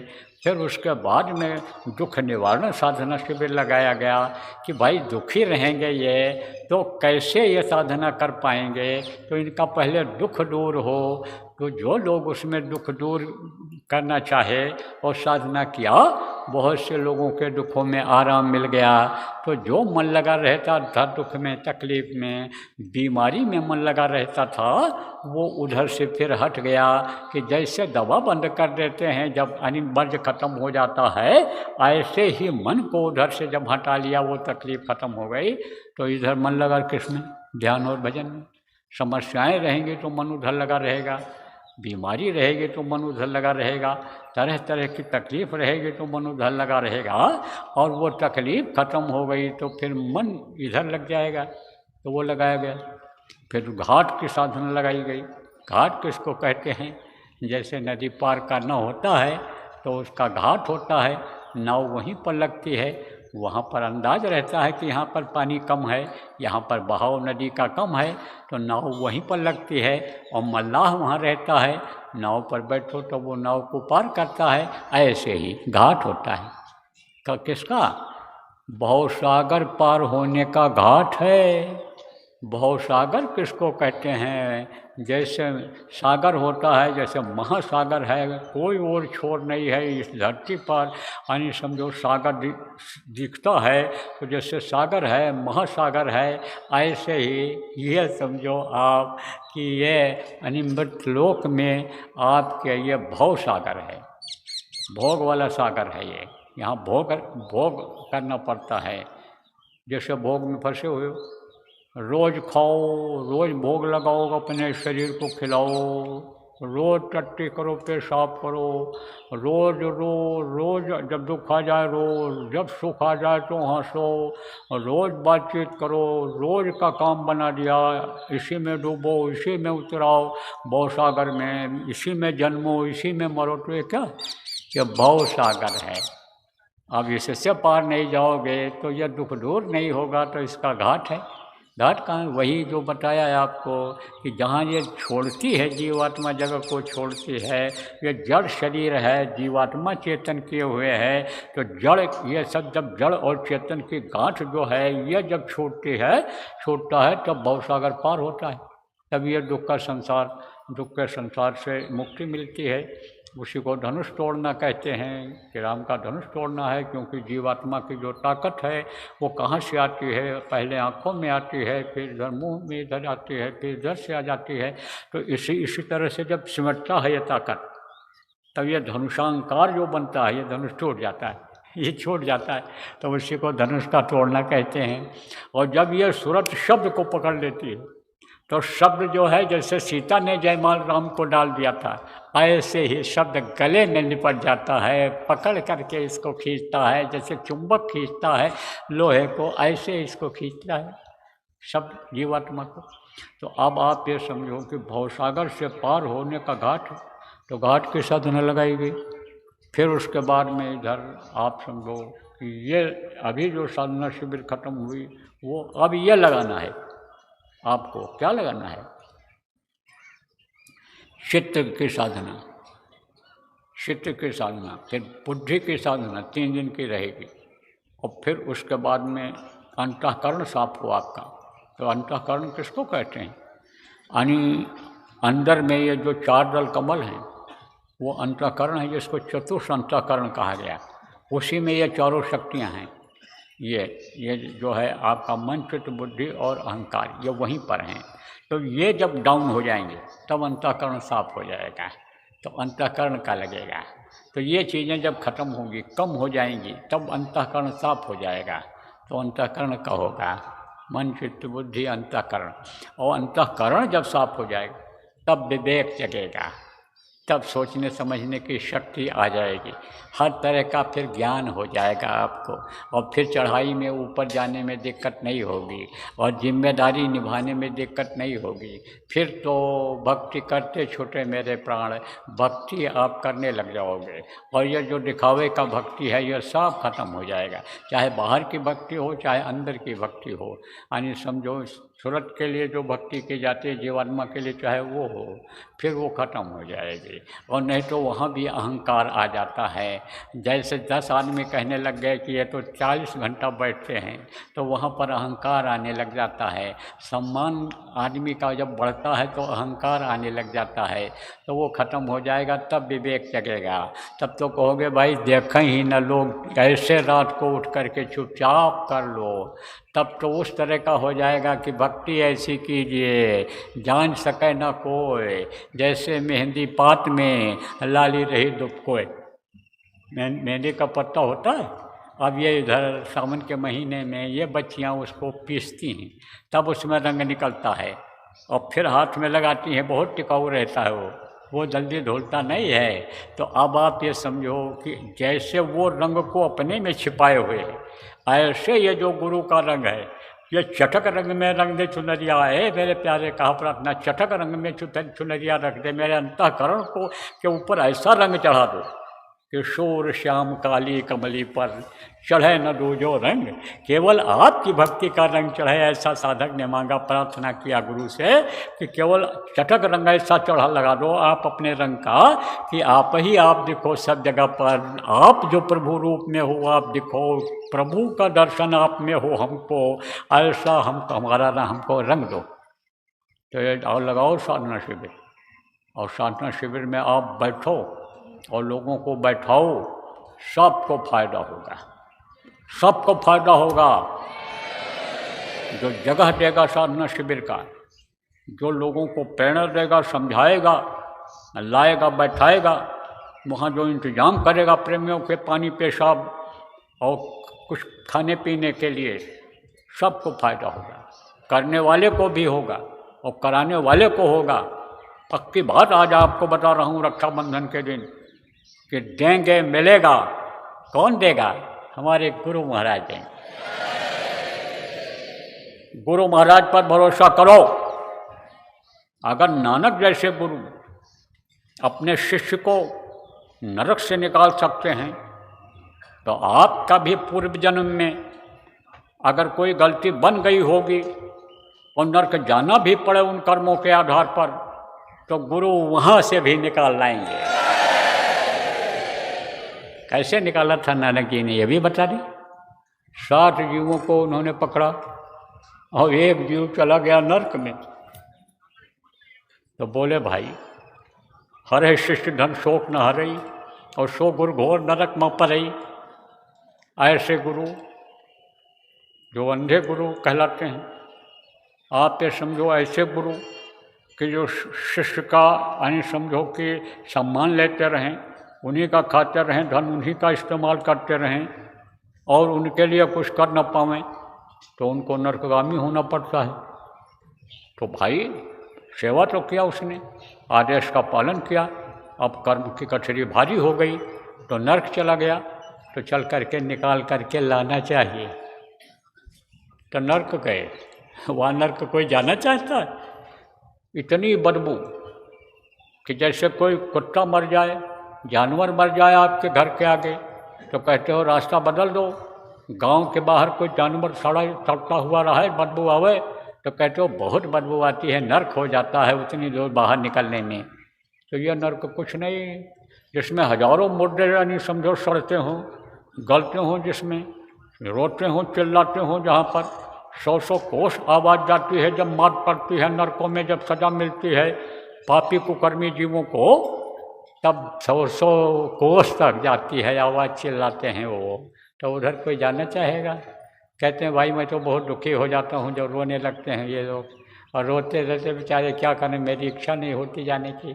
ऐसे उधर किसी के जाने की इच्छा नहीं होती। तो नरक में गए और वहाँ पैर लटका दिया इससे, और जोर से अपने कहा पकड़ ले अंगूठा, वो बाहर आ जा, बाहर आ जा। तब खुश हो गया वो, अरे गुरु ऐसे परम गुरु पायो, काहे रमन धूमिल, हमको तो ऐसे गुरु मिल गए, अब काहे को मैं दुखी होऊंगा, ये मन ऐसे अब तो दुखी मत रहे, अब तो गुरु जी आ गए, निकाल ले चलेंगे। खुश हो गया। लेकिन वो परमार्थी था। कहते हो कि अकेले बैठ के साधना कर लो, क्या ज़रूरत है दूसरे की, अपना कुशल कुशल जग माही, दूसर कुशल हो चाहे नहीं, यह मन में रहता है। दूसरे का हो ना, उससे हमसे क्या मतलब, वो तो पराया है। ऐसा नहीं होना चाहिए। आदमी को परमार्थी होना चाहिए। अगर 100 आदमी को परमार्थी आपने बना दिया तो उस परमार्थ का लाभ मिल जाएगा। अगर आप समझो 100 आदमी 200 आदमी को लगातार आपने करा दिया, बैठा करके साधना शिविर में व्यवस्था करा दिया, आप थोड़ा ही समय बैठ पाए, लेकिन उनको अंदर की चीज़ मिल गई और दौलत मिल गई जो रुपया पैसा से खरीदी जाने वाली नहीं है, जो सड़ती नहीं, गलती नहीं, जलती नहीं है, बर्बाद नहीं होती है। रुपया पैसा ये जो कागज़ का है ये नुकसान हो जाता है, घुल जाता है, जल जाता है, लेकिन वो आध्यात्मिक दौलत ख़त्म नहीं होती है। वो अगर उनको मिल गई तो उसका लाभ मिल जाएगा, उसका बोनस मिल जाएगा। तो परमार्थी काम यही है कि आओ संगत में तो लेते आओ, सत्संगियों को भी लेते आओ, साप्ताहिक सत्संग में भी प्रेरणा दे करके ले जाओ, ध्यान भजन भी कराओ, नाम ना याद हो तो उनको समझाओ, रूप समझाओ, सुमिरन समझाओ, भजन समझाओ, तो वो परमार्थी लाभ मिल जाता है, परमार्थ का बोनस मिल जाता है। देखो जीवन बीमा लोग करते हैं तो उनको तो इकट्ठे पैसा मिलता है, जिसका पैसा लगता है, और जो कराता है उसको भी कमीशन मिल जाता है, घर में आ जाता है, खाता में जमा हो जाता है, मांगना भी नहीं पड़ता है, ऐसे मिल जाए ऐसा। तो परमार्थी था वो कौन? नानक जी का जीव। तो उसने सबके लिए आवाज़ लगा दिया। नरक में जितने भी जीव थे उस समय पड़े हुए थे, सब लोगों के लिए आवाज़ लगा दिया। कहा पकड़ो एक दूसरे का अंगूठा पैर का, और एक मेरा पकड़ो, एक अंगूठा मेरा पकड़ लो, और हम गुरु जी का अंगूठा पकड़ने जा रहे हैं। निकल चलो, मौका अच्छा है। जब गुरु जी नरक में आए हैं निकालने के लिए तो मौका अच्छा है, निकल चलो। तो नानक जी ने एतराज़ किया, कहा मैं तेरे लिए आया हूँ और तू ठेका ले लिया सबका, तो उनको तूने आवाज़ लगा दिया। तब उसने प्रार्थना किया, कहा आप जैसे समर्थ संत नरक में आए और इन जीवों का उद्धार नहीं हुआ तो इनको कौन पार करेगा, कौन यहाँ आएगा गंदगी में। और आपकी जहाज़ कोई छोटी तो है नहीं, आपकी जहाज़ तो इतनी बड़ी है कि अन्य पिंड ब्रह्मांड के जितने भी जीव हैं सब बैठ जाएं तो भी भरेगी नहीं, खाली रहेगी, तो उस जहाज पर पार करने वाले जहाज पर क्यों नहीं इनको बैठा लेते हो, आप थोड़ी सी जगह दे देते हो। गुरु जी आपसे यही प्रार्थना है। तो नानक जाए अंगूठा बोरा, सब जीवन का किया निबेरा। एक बार उन्होंने सब जीवों को पार कर दिया था, तो वो अगर पार कर सकते हैं तो आप अगर फंसोगे तो गुरु महाराज वहाँ से भी निकाल कर ले आएंगे आप। लेकिन इसी पर निश्चिंत मत हो जाना कि गुरु तो पार करेंगे, ये सब कुछ करते जाओ, हजम हो जाएगा। अब गलती मत करना। ये उसकी बात कर रहा हूँ जो संचित कर्म आपके हैं। कर्म 3 तरह के होते हैं, संचित क्रियमाण और प्रारब्ध कर्म। इन दोनों कर्मों के आधार पर प्रारब्ध बनता है। संचित कर्म जो पूर्व जन्म के कर्म हैं, पिछले जन्म में जो अच्छा बुरा आपने किया, और क्रियमाण कर्म जो इस समय पर कर रहे हो, हाथ से अच्छा काम कर रहे हो, बुरा काम कर रहे, हाथ से अच्छी बातें लिख रहे हो, बुरी बातें लिख रहे हो, पैर से अच्छे काम के लिए जाते हो और बुरे काम के लिए जाते हो, आँख से मुँह से ये जो काम करते हो, यह है क्रियमाण कर्म। तो इससे आप पाप मत करना, शरीर से पापी शरीर को मत बनाना, गुनहगार आप मत बनना। और जो पीछे का क्रियमाण कर्म है, आप ये समझो कि जब भजन करोगे वो नष्ट हो जाएगा, तब नरक भी नहीं जाना पड़ेगा। तो भजन करना है, खूब करो भजन, समय निकालो उसके लिए। साधना शिविर में बैठना, साधना शिविर लगवाना सब जगह लगनी चाहिए। कहाँ? जहाँ जहाँ मुमकिन हो, संभव हो, पॉसिबल हो, वहाँ पर लगाओ, सब जगह लगाओ। जहाँ संगत ज़्यादा है गांव में लगा दो, कम है तहसील में लगा दो, ब्लॉक में लगा दो, जिला में लगा दो, जहाँ जहाँ है। जैसे देश और विदेश में सब जगह ये 4 चरणों में चित्त, बुद्धि और समझो कि अंतःकरण, विवेक की ये साधना, ये 4 लगनी चाहिए। ये समझो आपकी ये नवरात्र से पहले ये ख़त्म कर दो। कोई बंधन नहीं है कि इतवार को लगे, जल्दी भी लगा सकते हो, थोड़ा देर में लगा सकते हो, लेकिन यह सुविधा अनुसार अपने यानी समझो सब लोग लगा लो, और जिम्मेदार लोग इसमें लगाने में मदद कर दो संगठनों के, तो सब जगह लग जाए। अपने अपने घरों में लगा सकते हैं लोग, लेकिन लगातार यह लगेगा। 3 दिन का रहेगा, 72 घंटे का, और यह अखंड रहेगा, खंडित नहीं होगा। जैसे नाम धुनी अखंड की जाती है, कोई ना कोई जय गुरुदेव, जय गुरुदेव, जय गुरुदेव, जय जय गुरुदेव बोलता ही रहता है। ऐसे कोई ना कोई 2-4 आदमी वहाँ बैठे ही रहें साधना स्थल पर, साधना करते ही रहें 24 घंटे, 36 घंटे, 72 घंटे करना रहेगा, तो 72 घंटे तक बैठे ही रहें, तो वो अखंड करना रहेगा। तो इसकी सब योजना बना लो, मीटिंग कर लो, जो लोग यहाँ पर हो वो लोग, और नहीं तब जब जाओ अपने अपने गाँव में करना, अपने अपने जिला तहसीलों में करना, जहाँ जैसी संगत है उस हिसाब से गोष्ठी मीटिंग करके और लोगों को इकट्ठा करके, जितने भी नए पुराने नामदानी हैं सबसे संपर्क करके बुला करके और उनको बैठाओ इस साधना शिविर में। सफाई होगी, नया आदमी जो कभी नहीं बैठा उसकी सफाई होगी, और जब सफाई होगी तब मन कुछ यानी अच्छा महसूस करेगा, फिर मन लगने लगेगा। फिर जब मौज होगी गुरु महाराज आगे जब होगी तो उसमें बैठने लग जाएगा, अपने घर में बैठने लग जाएगा, सुमिरन करना सीख जाएगा, ध्यान करना सीख जाएगा, भजन करना सीख जाएगा, तो काम फिर इसमें बन जाएगा। तो अब आगे जब तक कोई आदेश न मिले तब तक बराबर आप इसी पर ध्यान दे दो सब लोग। बाकी संगत का जो काम चल रहा है उस काम के अंतर्गत भी आपको करना है। जो जरूरी संगत का काम है, जो प्रचार प्रसार है, व्यवस्था है, उसको सब वो भी आपको करना है। गृहस्थी का भी काम आपको देखना है और भजन भी करना है। लेकिन भजन करने लगोगे, साधना शिविर में आने जाने लगोगे तो शरीर ये चुस्त दुरुस्त हो जाएगा, चुस्त दुरुस्त हो जाएगा, और नहीं तो सुस्त हो जाता है। जब खाओ और सो तो समझो कि क्षमता कम हो जाती है, शरीर की ताकत कम हो जाती है, इच्छा मर जाती है कुछ करने की। और जब यानी सक्रिय रहता है आदमी तो सब काम होता रहता है, तो इससे सक्रियता बढ़ जाएगी। यानी एक्टिव जिसको कहते हैं, एक्टिव हो जाएगा बॉडी, एक्टिविटी बढ़ जाएगी, यानी समझो कि गतिविधियाँ बढ़ जाएंगी, तो समझो आप प्रेमियों कि फ़ायदा बहुत दिखेगा, हर काम में फ़ायदा दिखेगा। जिसमें मन नहीं लगता है खेती गृहस्थी में, उसमें भी जब मन लगने लग जाएगा तो उसमें भी तरक्की आपकी दिखने लग जाएगी, नौकरी में एक्टिविटी बढ़ जाएगी, आपकी क्षमता बढ़ जाएगी, अफसर खुश होने लग जाएगा, तरक्की करेगा। और नाराज़ हो जाता है, रोक देता है, ट्रांसफ़र रोक देता है कि नहीं नहीं नहीं, ये हमारे काम के आदमी इनको नहीं छोड़ेंगे।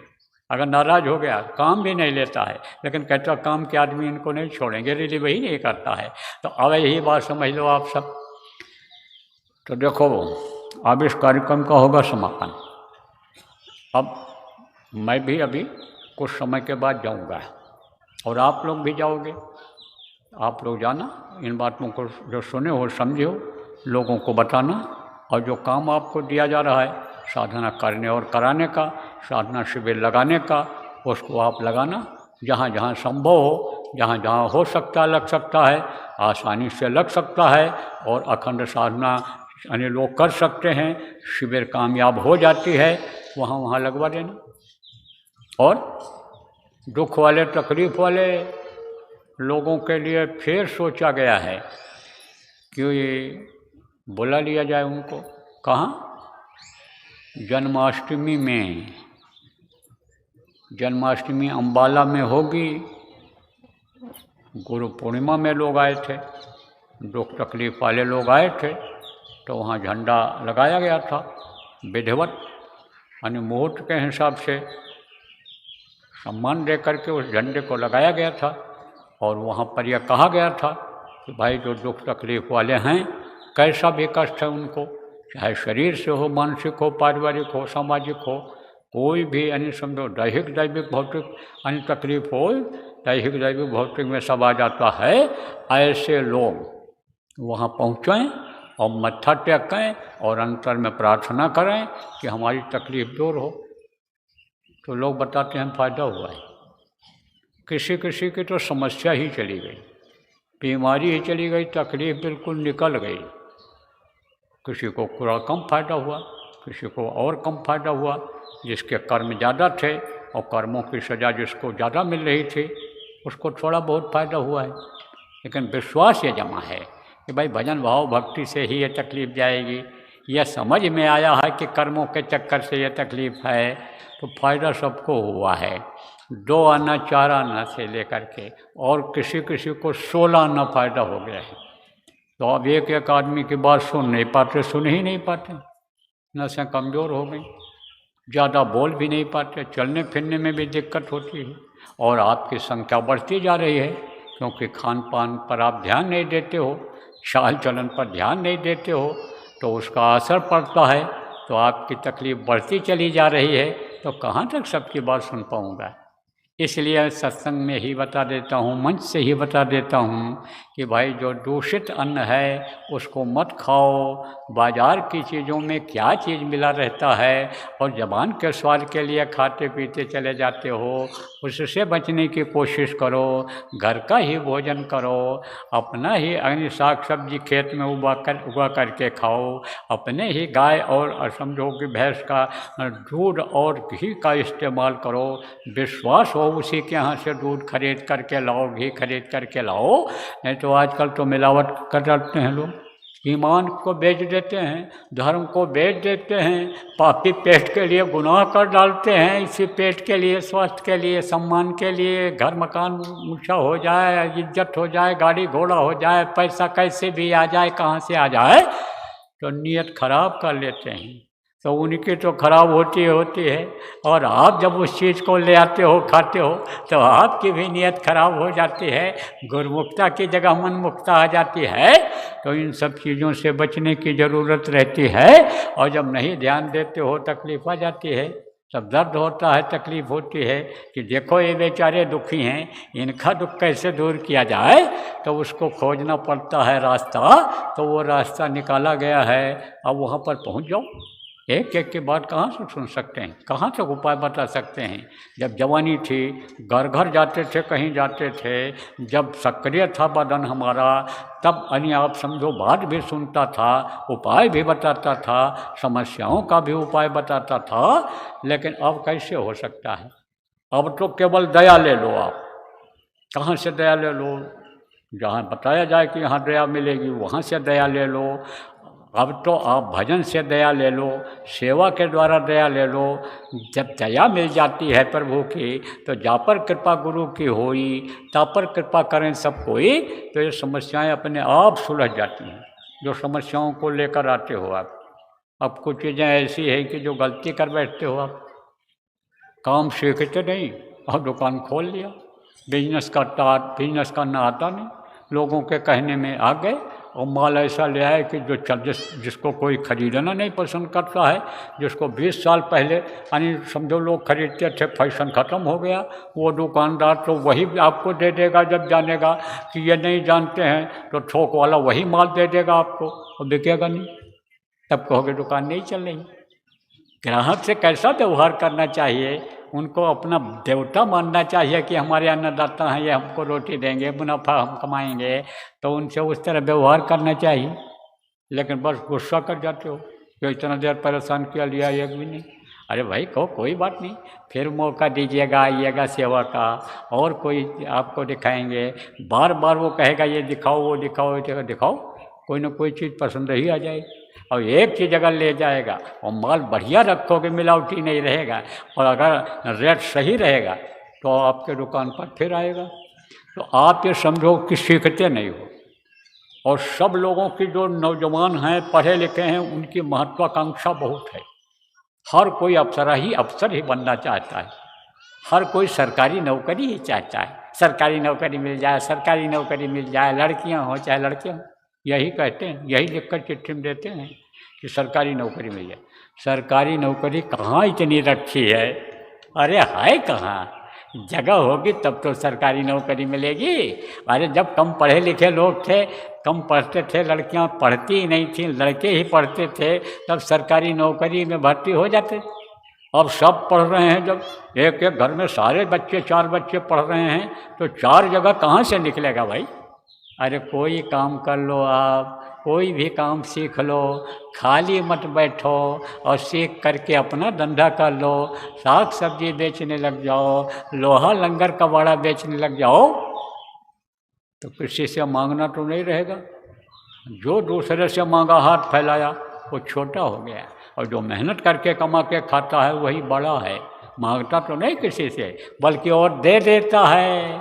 आप ये समझो, तो मेहनत करके कमाना खाना यह कोई बुरा नहीं है, तो मेहनत करो।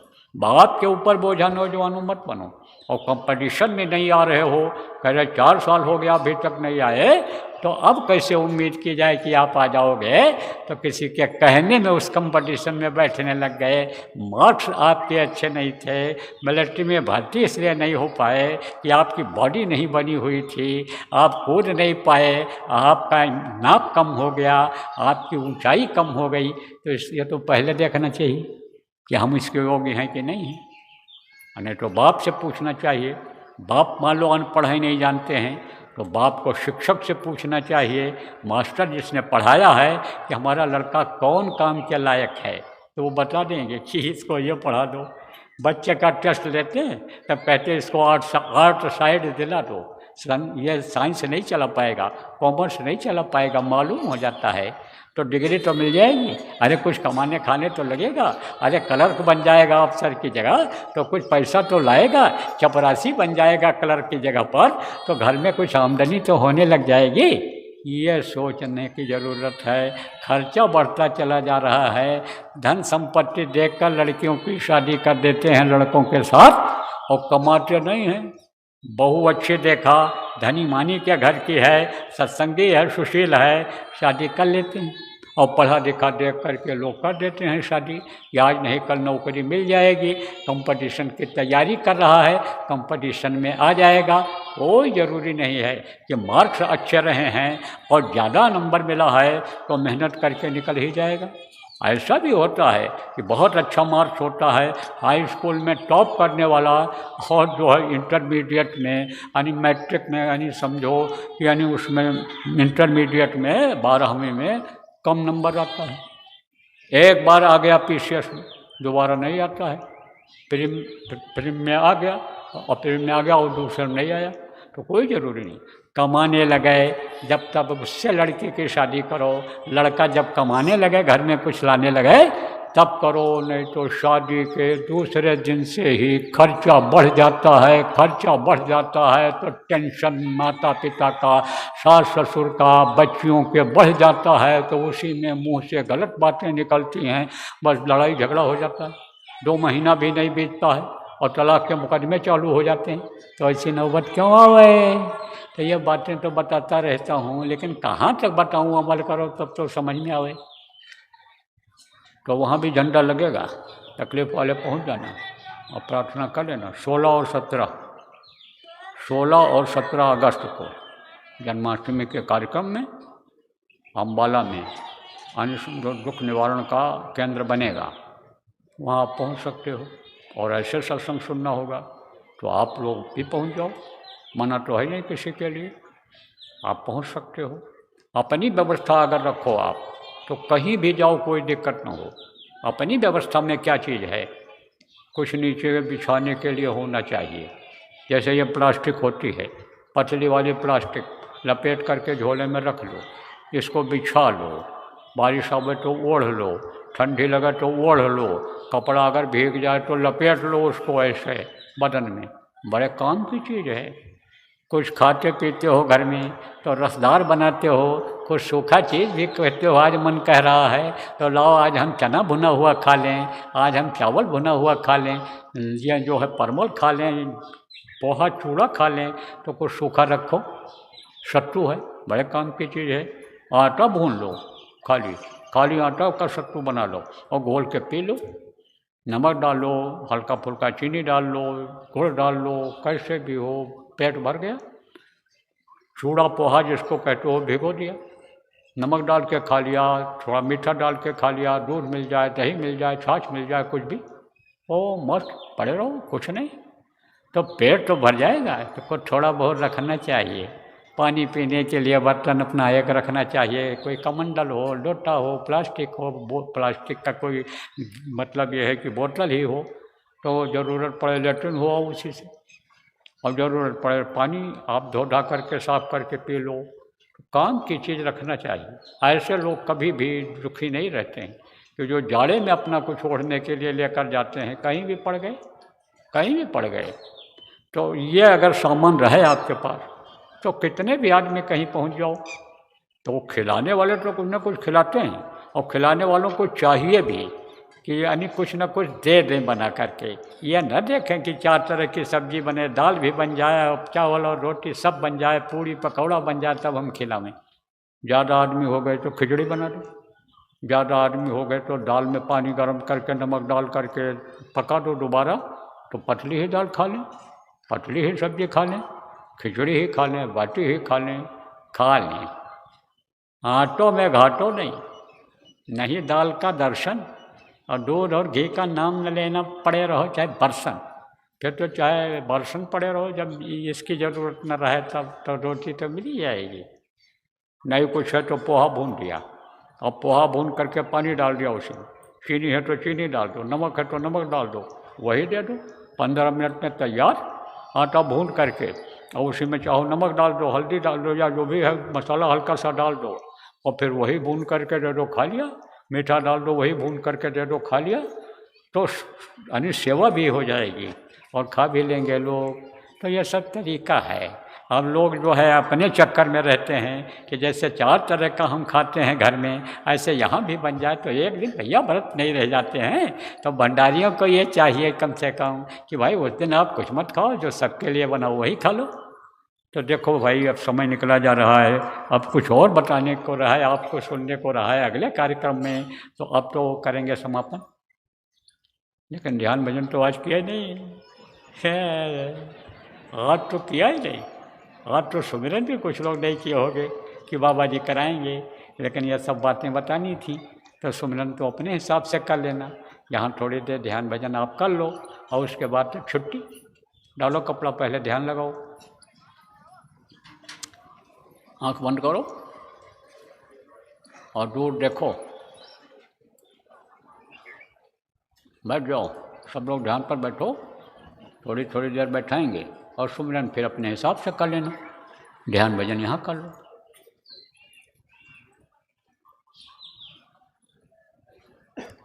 खोल दो आँख और कान, खोल दो आँख और कान, खोल दो। समय कम है आज, इसलिए थोड़ी देर बैठाया है, आप अपने घर पर कर लेना, रास्ते में कर लेना, कोटा पूरा कर लेना, रोज़ बैठने इतना। और अब हमने ये देखा कि बैठने की लोगों की आदत बनी है, और 2-3 दिन पहले जो लोग भी यहाँ आ गए थे, चाहे नए ही रहे हों, घर पर नए भी बैठते रहे हों, तो सब लोगों ने ध्यान भजन किया। खुशी की बात है, मेरे खुशी की बात नहीं है, वो शक्तियाँ ऊपर वाली भी खुश हैं कि कम से कम ये लगे तो प्रेमी काम में। अब कार्यकर्ताओं को ज़रूरत इस बात की है कि इनको लगाया जाए, तब ये लगेंगे। ये जो आदत बनी है, ये आदत छूट न जाए। तो जितने भी प्रचारक राजस्थान के हो, आप जितने भी कार्यकर्ता हो, आप इस काम में लगो। ये जो कार्यक्रम रहा है गुरु महाराज के दया से सफल कार्यक्रम रहा है, साधना में लोगों का मन भी लगा है, बैठने की इच्छा भी हुई है।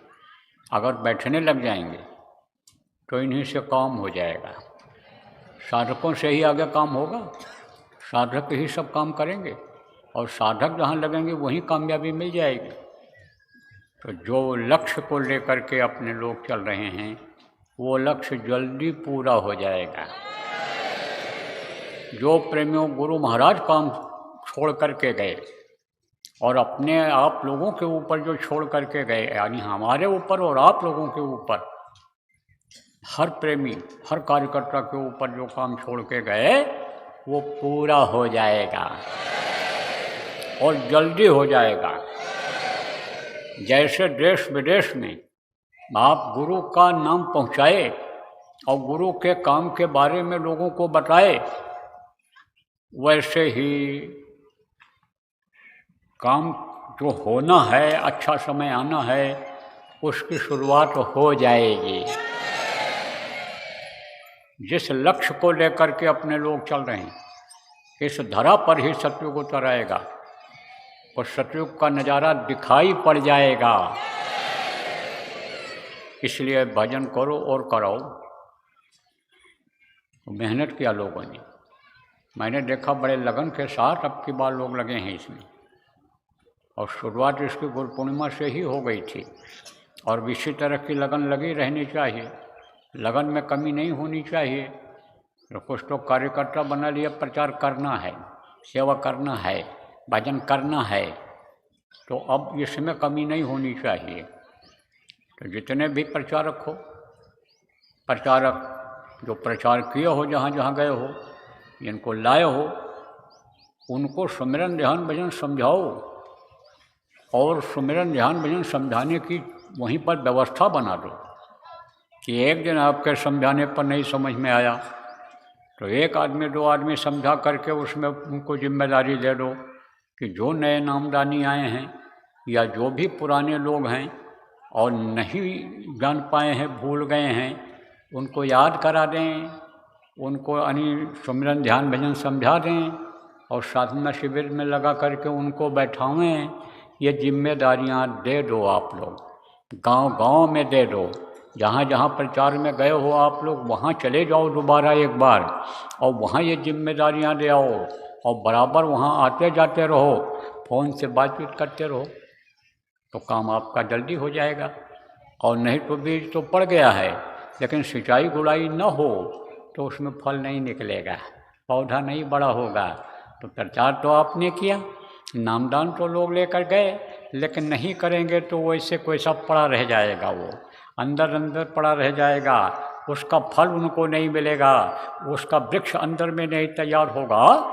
तो अब उसमें लगाना है फल, फल उनको मिल जाए और उनको जो फल मिले उसमें से फल कुछ आपको भी मिल जाए, इसलिए इसके लिए आप कोशिश करो, प्रयास करो। तो राजस्थान के जितने भी लोग हो, आप समझो इस कार्यक्रम में लगो, इसमें कि अभियान चलाओ इसका, खाली मत बैठो। देखो देश विदेश के जितने भी प्रेमी हो, अब लक्ष्य बनाओ कि खाली नहीं बैठना है, अब तो कुछ करके दिखाना है। अब तो जब तक काम न हो जाए तब तक चैन से नहीं बैठना है। अब कहोगे कौन सा काम? ये नहीं बताऊंगा अभी कौन सा काम, ये तो जब देख लूँगा कि लग गए हैं और कर रहे हैं तब बताऊंगा। लेकिन ऐसा काम होगा कि जिससे सब सुखी हो जाएंगे, लोगों के दुख दूर हो जाएंगे। ऐसा काम होगा कि अन्न धन की कोई कमी नहीं होगी। ऐसा काम होगा कि प्राकृतिक आपदाएं नहीं आएंगी, दैहिक दैविक भौतिक कष्ट लोगों का मिटेगा। ऐसा काम होगा। देश विदेश में जय गुरुदेव नाम का प्रचार होगा, जय गुरुदेव नाम फैलेगा, जय गुरुदेव नाम का झंडा लगेगा। लेकिन जब हिम्मत लाओगे, हौसला लाओगे और काम करोगे अपने अपने स्तर का, चाहे बच्चे हो चाहे बच्चियां हों, चाहे माताएं हों चाहे पढ़े लिखे हों, चाहे अनपढ़ हों चाहे गरीब हों, चाहे अमीर हों, चाहे किसान हों चाहे व्यापारी हों, नौकरी वाले हों, जब सब लोग योजना बनाओगे और लगोगे तब काम होगा। और जितना जल्दी आप चाहो कि जल्दी से सब व्यवस्था सही हो जाए, उतने ही जल्दी योजना बना लो और काम में लग जाओ और लगा दो लोगों को, और फिर देखो भी कैसे नहीं काम होता है। होगा, हमको तो विश्वास है, गुरु पर विश्वास है, प्रभु पर विश्वास है कि हमारे गुरु महाराज जो बोल करके गए वो एक एक बार सत्य होगी।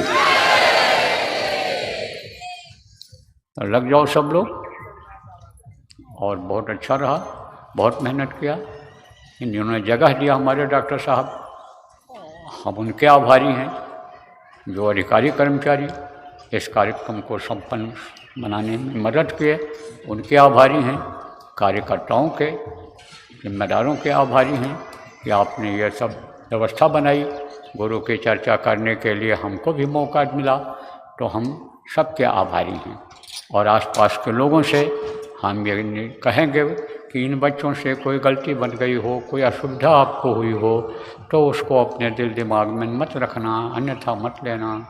और बेचारों को, इनको हम इनकी तरफ से माफ़ी मांग रहे हैं, आप माफ़ कर दें।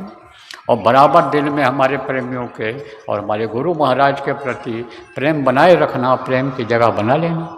तो बोलो जय गुरुदेव। तो अब अपने अपने हिसाब से सब लोग अपने अपने वतन की तरफ वापस हो जाना। अब किसी को पूछने की ज़रूरत नहीं है। और अगर आप मिलना चाहते हो तो मैं उधर मिलूँगा, ऐसे घूमूँगा, ऐसे आऊँगा, तो आप मिल लेना। और यहाँ प्रसाद और राखी की व्यवस्था बनाया है इन्होंने, वो टेबलें लगी हैं, लाइन में आप खड़े हो जाओ, सबको मिल जाएगा। जल्दी मत करना, बारी बारी ले लेना, बारी बारी सबको मिलेगा। गुरु महाराज की दया का राखी और आप समझो प्रसाद, यह जो भी मिल जाए आपको ले लेना। और राखी अगर कम पड़ जाए तो इस राखी को पानी मिला लेना, उसी में से और ख़रीद करके जो अपने ज़िले में बांटना चाहते हो, प्रांतों में बांटना चाहते हो, ले जाना चाहते हो, थोड़ा सा ले लेना और ख़रीद करके उसी में मिला देना। प्रसाद थोड़ा सा ले लेना और खाली बाकी वहाँ ख़रीद करके उसी में मिलाते रहना। एक दाना भी प्रसाद अगर इसमें का आप किसी में भी मिला दोगे, ढेर में भी मिला दोगे, डाल दोगे उसमें, तो गुरु महाराज की दया का वो भी प्रसाद बन जाएगा। 1 महीना तक बांट सकते हो आप, 1 महीना तक, अगले पूर्णिमा तक, भादो पूर्णिमा तक, उसी समय में बांट लो। राखी भी उस समय तक आप दे सकते हो वहाँ पर। देना कब है, किसको देना है? भजनानंदियों को, जो नहीं आ पाए हैं लेकिन भजन करते हैं, साधना शिविर आप लगाओ, उसमें जो लोग आ जाएं उनको दे देना। जब साधना शिविर में आएंगे, भजन करेंगे, तब उनको आप दे देना, प्रसाद भी दे देना। और ये रक्षा भी दे देना उनको, तो आप दे सकते हो। उनको देना जो भजनानंदी होंगे, शाकाहारी होंगे, नशा मुक्त होंगे, उन्हीं को देना रहेगा, बाकी लोगों को नहीं। बाकी लोगों को नहीं, बाकी लोग विश्वास भी नहीं करेंगे। वाहवाही में आप भले दे दो, हमारे दोस्त हैं, हमारे व्यापारिक संबंध वाले, हमारे रिश्तेदार हैं, उनको इससे क्या मतलब है? कुछ नहीं, वो तो आपका कहना मान लेंगे। प्रसाद मीठा रहेगा तो खा लेंगे, बहुत से लोग फेंक देंगे, कोई कदर नहीं करेंगे, तो बेकदरी हो जाएगी। जो कदर करे उसको देना चाहिए, तो ले लेना और फिर आप जो है अपने हिसाब से चले जाना जिनको जाना होगा। बोलो जय गुरुदेव। विनय करूं मैं दो कर जोरे, सतगुरु द्वार तुम्हारे विनय करूं।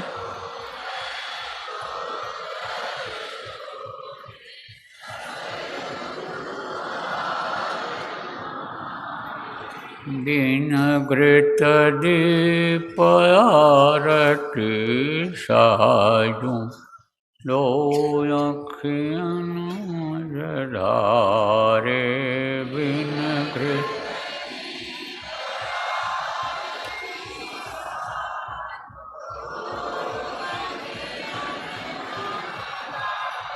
बाऊ सहित नित बैठी जरोखे, जो हत प्रीतम प्यारे बाऊ सहित।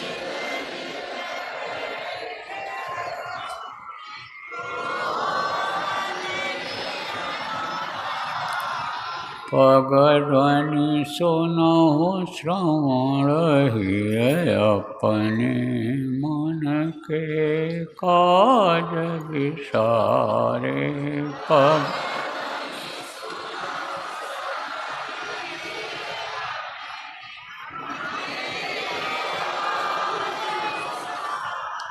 जागी सुरत पियत चरणामृत, कियत कियत होई न्यारे।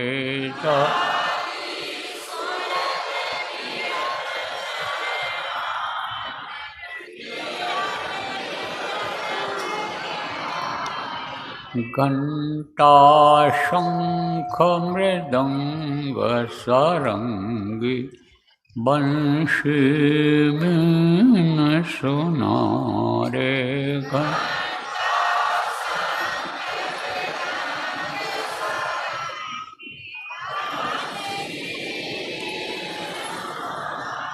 जय गुरुदेव आरती करती, गावत जय जयकारे जय।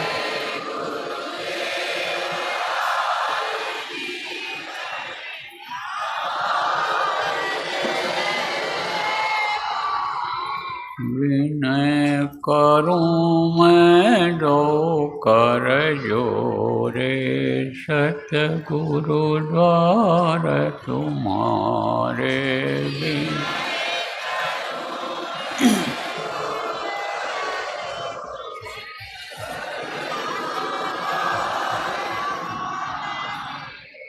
जय गुरुदेव। जय गुरुदेव। जय गुरुदेव। जय गुरुदेव। जय जय गुरुदेव।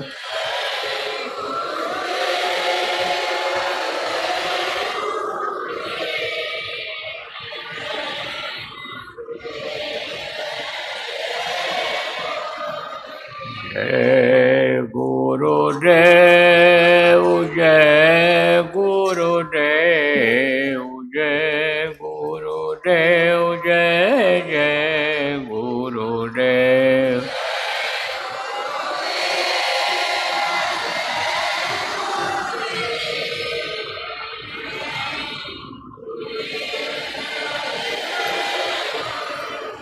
जय गुरुदेव, जय गुरुदेव, जय गुरुदेव, जय जय गुरुदेव।